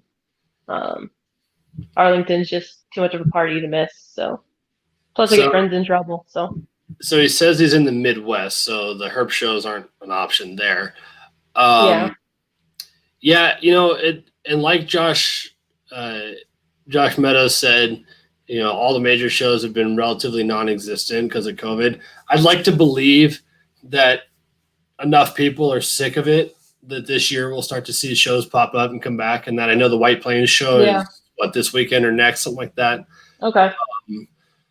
Obviously Arlington continues to happen because Texas isn't afraid of it. Yeah, I know the herp shows are still seems like they're going on pretty much everywhere down south, but I guess the only other big one the big chain that I know of for the Midwest would be Repticon, and quite honestly, I recommend people don't go. No. So I haven't gone to a Repticon show in like 7 or 8 years. I went to one time, and I would never go back. That was the last show that I not vended. I helped Brace Exotics run their booth at the Repticon in Denver a few years ago. But now that Herps is up into Pueblo and Colorado Springs, and Reptilian Nation has landed in Denver. That's the LA team, the guys from LA that were in Vegas, I think it was. There's like no point to go to Repticon anymore for us either. Yeah. Because I still got like 6 shows a year that I can go to in Denver. Yeah, and there are the show me shows. They finally came to Oklahoma, so I tried getting to one, I think last month, and I just didn't have the animals to go. I think I had like 12 or 13 left for sale. So I'm gonna try getting to them this year, maybe 1 or 2 of them. But yeah, and depending on where in the Midwest you are, the obviously there's Tinley, and then there's the St. Louis one now too. I think. And there's a lot of shows. However you announce it. Yeah, and there's a lot of shows in Ohio. I know they do a bunch in there, and then the Scott Smith All Animal Expo down in Wheatland or whatever it is, south of Chicago. It's the same weekend as Tinley usually, so a lot of people will go to Tinley on Saturday and Scott's show on Sunday. But they've got a lot of stuff, and that's where you'll find freaking monkeys and bears and all kinds of crap. So, and as far as like the lines of hypo I work with, a lot of our original stuff is like Orange Ghost, I guess you would call it. But I don't really. A lot of our stuff is Orange Ghost line. I brought in a few odds and ends and some stuff from Unknown Lineage. But I've just tried to pick out the nicest hypo stuff I can to work into my projects.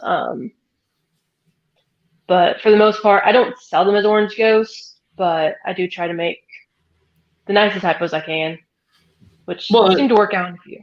Yeah, it depends on what you're trying to do, because I don't know that I agree that Orange Ghost is a separate line or separate gene of hypo that is compatible as much as it is a line bred version of hypo that produces more orange. So depending on like that pastel blackhead one that you just pulled out or whatever, an Orange Ghost line in that might be way cooler because it's going to highlight those colors better than say my hypo that's freaking green, Yeah, I mean, a lot of my lessers and my hypos kind of go greenish colored. I think it is the thing that happens with my hypo lesser stuff, but it still comes from some Orange Ghost lineage. But I just try to, breed the nicest hypos I can together. Even if they're nice visual and then they're het hypo. I bought Enchi Leopard het hypo just because she was nice and she would add something to my projects. Yeah. But yeah, hypo. I just breed for the nicer ones I can. I have some, they're just GHI pastel hypos, and I think there might be something else, and it's just from mom because they don't look like any others I've seen. But I mean, quality will always trump line breeding of hypos. Yeah, no doubt, for sure. So, and as far as that, I kind of like my hypo because she's, like I said, she's almost green. It's a really cool look, but you look at what it did with that yellow belly champagne that I had, and it turned her hypo like solid pencil lead gray. Like it looks really cool. Yeah. I mean, I brought one in who's from San Sarah a while back, and she's from like his blue beast line of hypo stuff. So she makes some really nice stuff in my hypos. So just kind of depends. If it's what I like, then I'll bring it in and work with it. So all right. And as far as that nickname goes, since that's what we brought up in the beginning, it's now an hour a lot later. That came from one of my mentors about 2-3 years ago because we were talking projects and everything was going to be head hypo or visual hypo, and he just kind of gave me that, and he just kind of poked fun at me for like the next few years over that, and then I just was like, okay, I'm just gonna run with it now. So I did, because all my males are hypos for the most part, or head hypos, and then it's like, well, I guess everything's gonna have hypo in it now. So that's cool though when you build an arsenal like that, because now you can start working. You can work it into other double recessive projects and be much quicker to the punch because you can be working with visuals, or you make double heads and put a visual back to it to make visuals that are possets. Like so you're not having to play this posset to posset game and crap like the rest of us. No. I mean, some of my stuff I do have. One, she was a posset, and now she's actually a het because she produced some visuals, and I'll just call her, het hypo. But I mean, I think everything in here just about is visual hypo or het hypo, except some of my lavender and BG stuff. For the most part, everything else is hypo and het hypo. I'm working to prove a bunch of that stuff out. I proved all but one of my pairings this year proved out, which was nice. Yeah, I have one that I'm not really going to say what it is as far as being het, but it's a possible triple het if they prove out. But we'll see. We shall see. There you go. I keep forgetting she is het, what she could be het for, and her son is breeding, so we'll see. She's ovulating right now, so. There you go. I hope mine are going at some point. I need to get started. I'm way behind again. Yeah. But I've got one female. She's clockwork, end of December, beginning of January, every year. So it's my super mystic, and she's ovulating now, at least. So. Wow. I got a few of my big girls I've had forever. They are like clockwork, and they go within the month, but they always go. So. Well, it's funny because Justin told me the same thing when I was down there. That it's kind of silly the way he explains it, but it makes sense. He's like, if you take the girl's lay date and count forward 7 months, that's when you need to start pairing her. Yeah. And then she'll lay roughly. And it's like, I've had girls lay on the same day, but typically they're within a week or two every year. And that's why I can make it work this year without an ultrasound. And one of my males has 10 females because a lot of his are females that have gone previously. So I know when they go. So I know when I need to pair them. It's like he can handle it. He's one. He'll pair. He'll come out of the tub same day, eat, and he wants to go again. Jeez. And his sons are just like him. He doesn't care. He's got to be like 1,300 grams now. So I'm exhausted just thinking about it. Yeah, he eats and he breeds and he does everything that you expect in a good breeder male. So we'll see this year. We shall see. All right. Well, we're closing in on 2 hours. I want to give everybody we still got 40 people in here, which is awesome. It's definitely one of the best turnouts we've had. Yeah. So that's awesome. So I want to give them a couple of minutes here to get any last minute questions in for you. I'm sure they're tired of listening to me. House of Exotics threw one more super chat in and said thanks for your help. Yeah. between the two of us. So it's like, that's part of what this is supposed to be about. I mean, everybody and their brother has a freaking podcast now, it seems like, but yeah. And it's a good thing. I like that, because part of the problem was this year, so many of us were not able to go collaborate with other breeders and do videos and visit collections and stuff like that. And so this became the norm. And then the ability for 40 or 50 or, the Brian Barczyk one on Billings podcast last week had over 400. It gives that many people the opportunity to be there in the moment and discuss and learn. And one of the cool things I see a lot of times in other people's comments, and even in mine, are people going back and forth with each other. They're having their own conversations. Yeah. Which is cool. So it's kind of like a community meeting ground that way. So that's part of the reason I want to do this. And I like doing it with, like I said, with people that are not necessarily top of mind. We are, like I said, we are going to have some of them. In fact, I was talking to Brian Barczyk this morning. Nice. And we're going to try to get that coordinated, because I do want to have him on. Having him here was great, but that was a very mission-focused couple of hours that we had. Yeah. And I want to just kind of pick his brain and pull some of the history out of him. That's some of the stuff that I really want. I want to get guys like Garrick DeMeyer and Kevin and Sean Bradley, but he's a pain in the ass to get a hold of. And, but start getting some of the history, because there's so many of us that are in the last decade, Yeah. I mean, I've always kind of been, I'm here, but I've never really been, I guess, out and about as much as I could have been. But I've always been here if someone needs my help or whatever. And I'm always down to talk. And I can attest to that. I've sent Lindsay messages at all hours of the day. Yes. And I mean, for the most part, unless I'm sleeping or really busy at work, I try to get back to people. You might have to remind me once or twice if it's like the weekend, because I go just scatterbrained. But I mean, I've been doing it, 6 years now. Really, a lot of pairings in the last 4. But Tom's stealing your thunder and answering all the questions in the chat. Hey, you know what? That's fine by me. Because Dragons asked if you guys if either of us, I guess, have Phantom in our collections. I have exactly 2 of them. Yeah. So yeah, I mean, he's in there. It's good. I have 2 females. I have a Phantom Yellow Belly and a Banana Phantom Yellow Belly. There was a time where I thought this girl up here, my weird normal Chloe, was Phantom, but I proved that not to be the case, because when I put a GHI Mojave Het Clown to her this year, I didn't get any potions.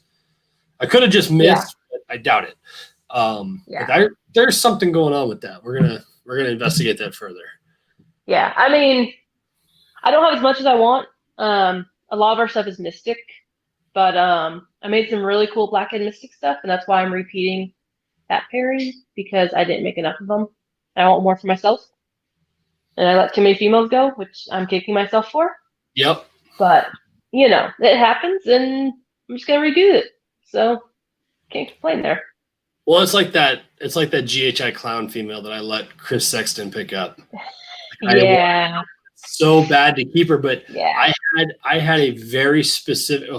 It's stupid. I had a very specific goal this year, and I looked at the rack and I was like, "There's, whatever. There's $1,000 sitting here that somebody wants and I need that money." I have a very specific goal. I mean, hey, as it turned out, not a single dime of what Chris gave me went to that plan.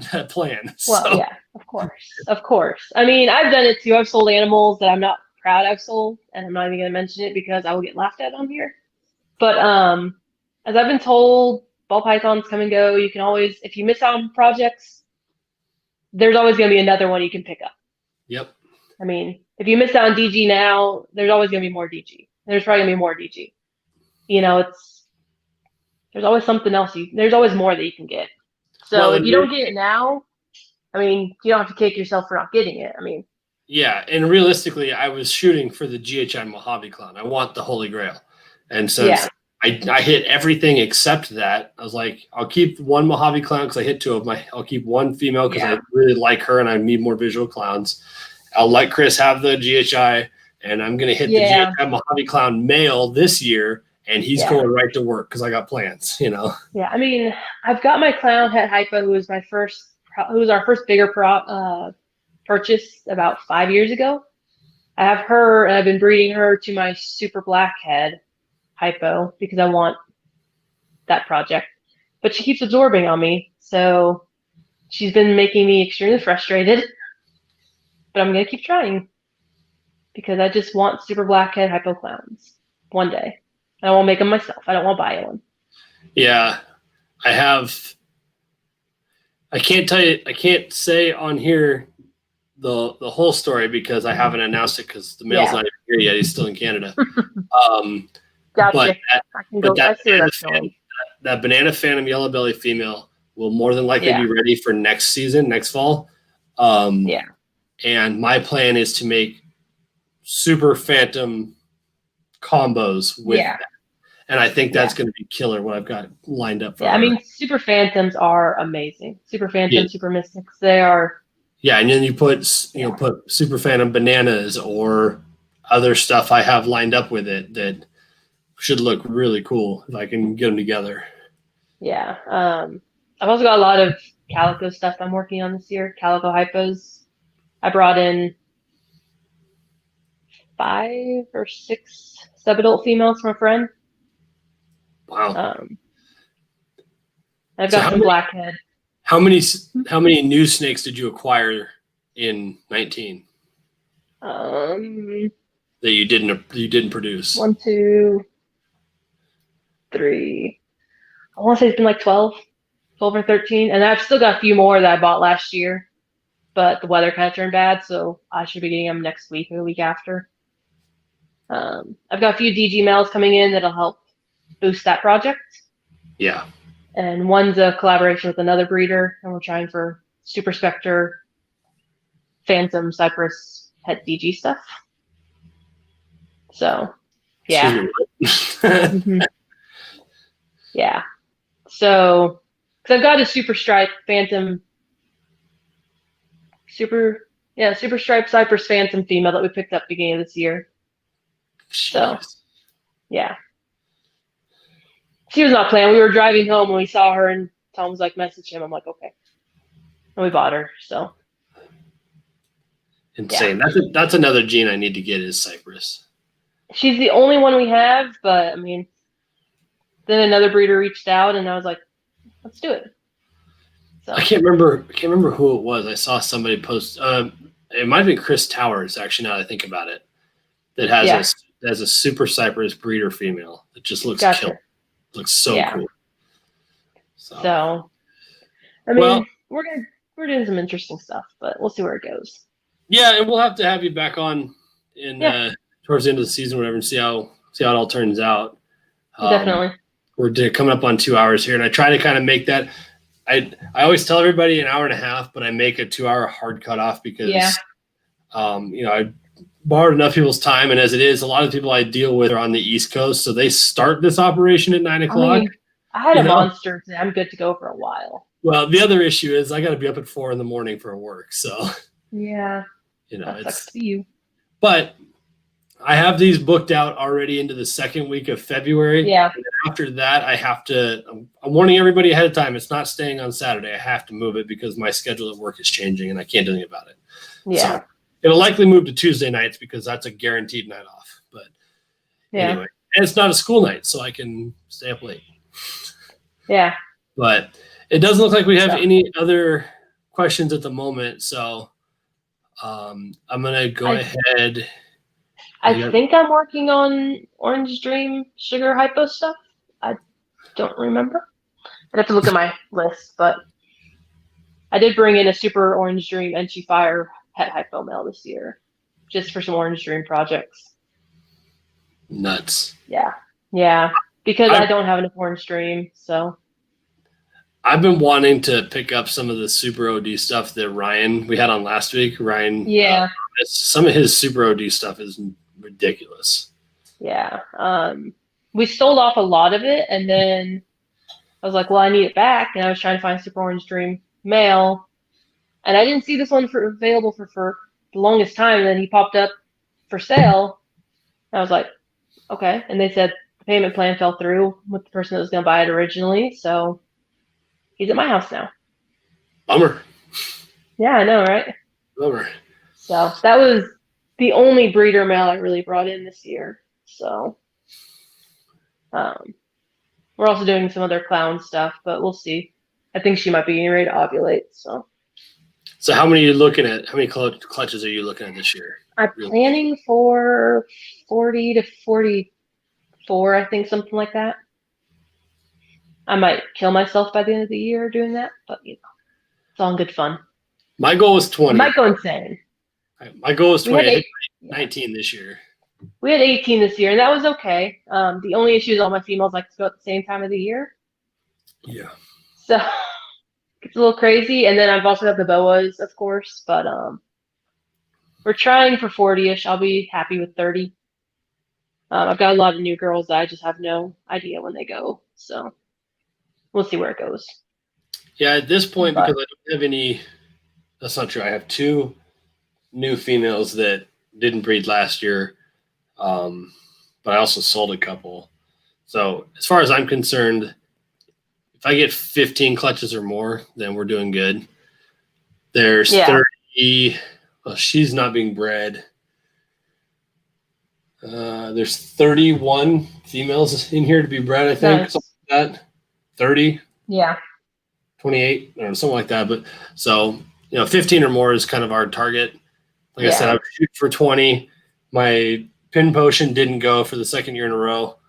And my she didn't go this year, so we missed 20. But it was still a good year. We did really well. I can't complain by any means. So yeah, I've got a couple females that better go this year just because they haven't gone for like the last 2 years, and they're kind of driving me up a wall. But we shall see. It was certainly a learning curve to go from 8 clutches to 19, and just how much more work that really is. In handling, I was to the point where I had to take shelves out of my incubator and stack the boxes because I was out of space, and I needed extra tubs for a hatchling rack, and I got to feed them all, and so that was definitely a learning curve, and it kind of showed me that what I have thought all along. When I get my workflow and everything set up the way I want, right in that probably 30 to 40 clutches will be about all I ever want to do. Yeah, I think 50 is about where I want to be in the next 2 or 3 years. So, yeah. I mean, if I could get females to hatch out of eggs, that'd be great. Well, I didn't ask you the same question that everybody asks on their podcast. Are you aspiring for this to be a full-time gig, or are you going to keep a real job? We'll see where it goes. That's about. I don't know who's watching. So that's about the best I can say. So fair enough. Absolutely. We'll see where it goes. We'll see. I have been adamant. I have zero desire to go full time, at all, ever. I would like to go full time just because everything else, but I can't. I enjoy my current job, so I mean, if it doesn't work out, it doesn't work out. Yeah, that's my problem too. And my work is relatively easy and it's fun. Yeah. And we make good money and I've got great benefits. And at some point, I mean, I don't want this to become a job. That's the problem. I enjoy it the way it is. Yeah. I think if it were a job, I wouldn't enjoy it. Yeah. I mean, who wouldn't enjoy selling beer? So that's fair. You've got the hookups. That's what you need. I'm a very bad influence at Arlington, so whatever. But I don't drink myself, so it's kind of fun to watch. I'm a very bad influence. So. Well, is there anything else that you want to add? You want to That's all. That's all I have for right now. I mean, unless anyone else has anything for me. I don't see anything else in the comments at the moment. Cool. While we're closing that out, why don't you go ahead and let everybody know the easiest way to find you and get a hold of you? Instagram, Facebook, it's Noble Reptiles. YouTube, I'm going to start doing that eventually. Hopefully this year. I made a promise that I would put more videos up. So we'll see if that works. But I'm going to try. But yeah, Noble Reptiles. Look for the green shield. And that's me. So. Is there any rhyme or reason to the shield, or is it just Noble Reptiles? Just based on the last name. We had another, like, we had the shield and all that stuff before, and we just we like it, and it kind of got more refined to just the solid dark green shield with our name on it, and it looks good, and it's where it's been for the last 6-7 years now. So yeah, and it's easily recognizable. That was part of the thing yeah, with our current iteration of the logo is something that people can just spot from across the room. So yeah. holy Moses. Well, you know what? If you rub that in more, I'm not going to be very happy with you because I had more males than I care to 4 admit. out of 103 eggs. I hate people with that kind of luck. Actually, I love you. I'm very happy you had that luck because that is fucking amazing. But That I had insane. my last clutch was 5 males out of 5 eggs. What they're probably not telling us is that was all leopard geckos, and they temperature incubated them as such to get. That was, yeah. I mean, we had leopard geckos. I remember those days. Yeah, I had 3 clutches this year where they were all males. I had an all male clutch this year too. Yeah. I had 3 of them, and it sucks. Well, because it's clutches I really wanted. The worst one was my scaleless head pied clutch. All 3 scaleless head pieds. I completely obliterated the odds on pieds because I should have gotten. Yeah. I should have only gotten a couple. I got 3 scaleless head pieds, and every one of them were male. Yeah. I need the female. I don't need a male yet. I need females that I wanted to build back up after we downsized a few years back. So I wanted to grow. And I kept almost every female I hatched this year because that's how few I had. Do I cycle feed? I don't. I tend to feed my female ball pythons. I mean, I have a few that will eat large rats. I have a few females. Still get 1 or 2 large rats a year, but I don't. If they want to eat, they eat. If they want 2 rats, they can get 2 rats. Yeah. I try to just stay with a consistency more than anything, just to keep me sane. Yeah. I have a rhythm and a routine in here so I don't miss something. Yeah. So, I mean, but no, I mean, if they want food, they're getting food. Yeah. For the most part, everybody in here eats thawed, and there's a few that eat live, and that's what the shop is for. But eventually, I'd like to drop a rodent shop, not on this property, just because I like my neighbors too much, but one day. That's like Brian Barczyk says. He always says calories in, production out. Yep. Now, if we could convince all of these girls over here to actually eat, we can go with that route. But yeah, the transition has been difficult, but it's been relatively successful, so I can't complain too much. Yeah, I don't have to convince most of mine to eat, which is nice. So. All right. Well, I appreciate it. Thank you for having me.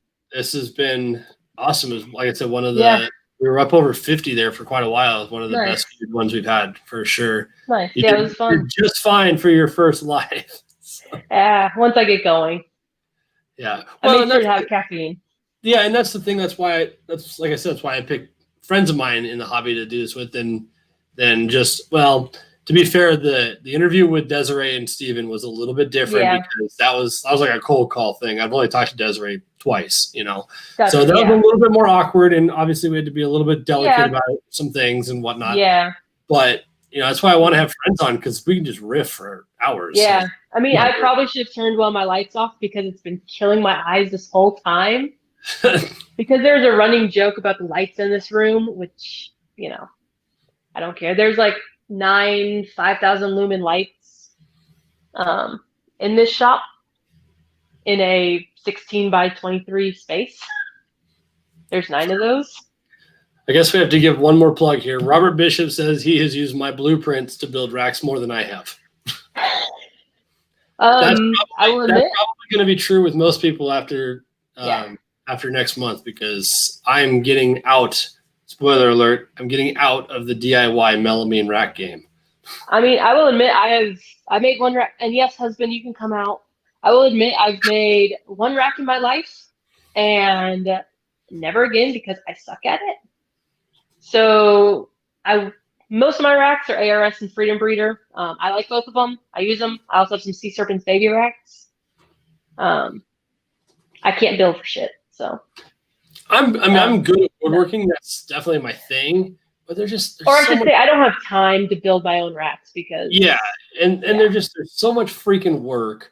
And the thing that bugs me a most about it is because I have a little bit of OCD, and it really bothers me that they're not all the same and that they're not all like perfectly lined up and straight. Yeah. The only two that I have that are perfectly identical are my adult male racks over here because I built them side by side. I built both racks at the same time. And so what's dumb about that though? If I take those two racks, which right now they're perfectly flat across the front, they're lined up, everything's straight and level, right?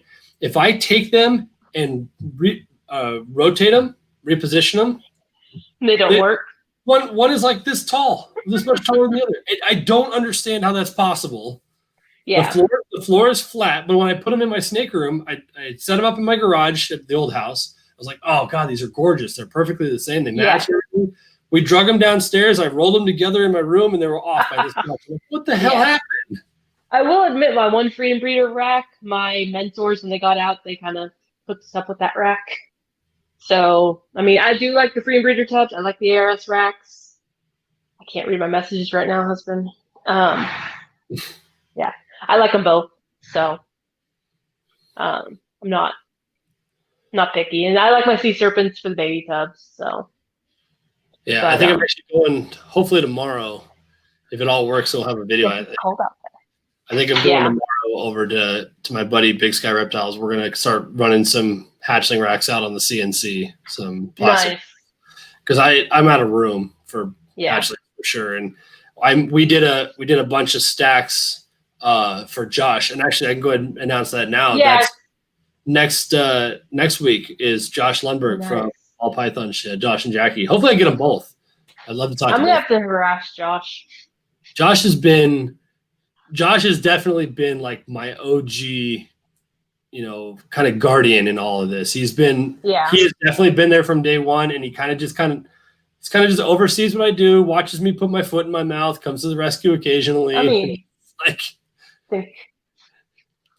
try to do that with you too. Yeah, he's been good. So I'm excited to have him on. I'm kind of making the Midwest run right now, like the middle of nowhere tour. Yeah. So. Yeah. I mean, he actually probably lives less in the middle of nowhere than I do. Hopefully, I'm going to actually get to go visit him in March. We're going to be down in Kansas City at my sister-in-law's place. So nice. Well, show me what weekend you're coming, and I might come up and harass you all. So yeah, there you go. Come over and we'll. It's only like 4 hours from me. So I'll just crash at Josh's place. Mm-hmm. Let me check real quick. Nice. Josh, I'm not telling anybody what I'm going with. It should be fairly obvious, but I'm not telling anybody what I'm doing for the overhaul until it's finished. I know what you're doing. So, but yeah, no, I mean, we still have more racks to add in here, and eventually I might do a room tour. I mean, I've still got a bill file that's probably like 12 years old. But, yeah. I mean, I've got a 12-year-old bow file rack that's still being used in here, so. Wow. Yeah, why not? It works. Hey, if it's not broke, don't fix it, right? Exactly. But it's been great tonight, so it's been quite fun. Yeah. All right, well, I appreciate you coming on. I'm going to go ahead thanks for having me. Put you aside for just a moment and sign off with everybody else, and I'll be right back with you. Sounds good. All right. All right, guys, there you go. Super, actually, it was really awesome, easy to talk to, but we all knew that going in. I was not worried about this at all. Because like I said, Lindsay and I talk regularly, and she's definitely been along for the ride to get to here and has been a big help. So that's been a lot of fun, but I appreciate you guys all for hanging out. We still got 32 people in here. That's amazing. This has been a really good one. So for those of you that did not get to see it, or friends of yours that didn't get checking, because I saw a couple of comments that people were trying to get here and they had to bail out early or were at work or whatever. These do go up obviously in the archive on the channel. Make sure people head over to there and watch it. And that's the other reason I want to keep them a little bit shorter, so you can actually go back and watch them after the fact. But like I mentioned, next week is Josh Lundberg, Josh and Jackie from Ball Python Shed. I don't know if I'm going to have Jackie as well. I told Josh that she's more than welcome, but either way, Josh is going to be here. we've got a couple animals from him, and like I said, he's been around from the beginning as far as I'm concerned. So that'll be a lot of fun. We can talk to him and finally get to know the man behind the voice. We've got some big stuff coming up. Like I said, I've got a year in review video for regularly scheduled. I need to film, but that will be up shortly. That's why I actually haven't mentioned anything about what we get in male and female ratio and stuff like that, because I haven't done it yet. But that's coming. Obviously, the room upgrade is being finished. You guys will all know soon enough what's happening. Like I said, it shouldn't be too hard to figure it out. But stay tuned. Make sure you're subscribed. Like the video, share it to people that didn't get to stop by tonight, and make sure you are here next Saturday, same time, for Josh at Ball Python Shed, and I'll be there with you. Thanks for stopping by, guys. See ya.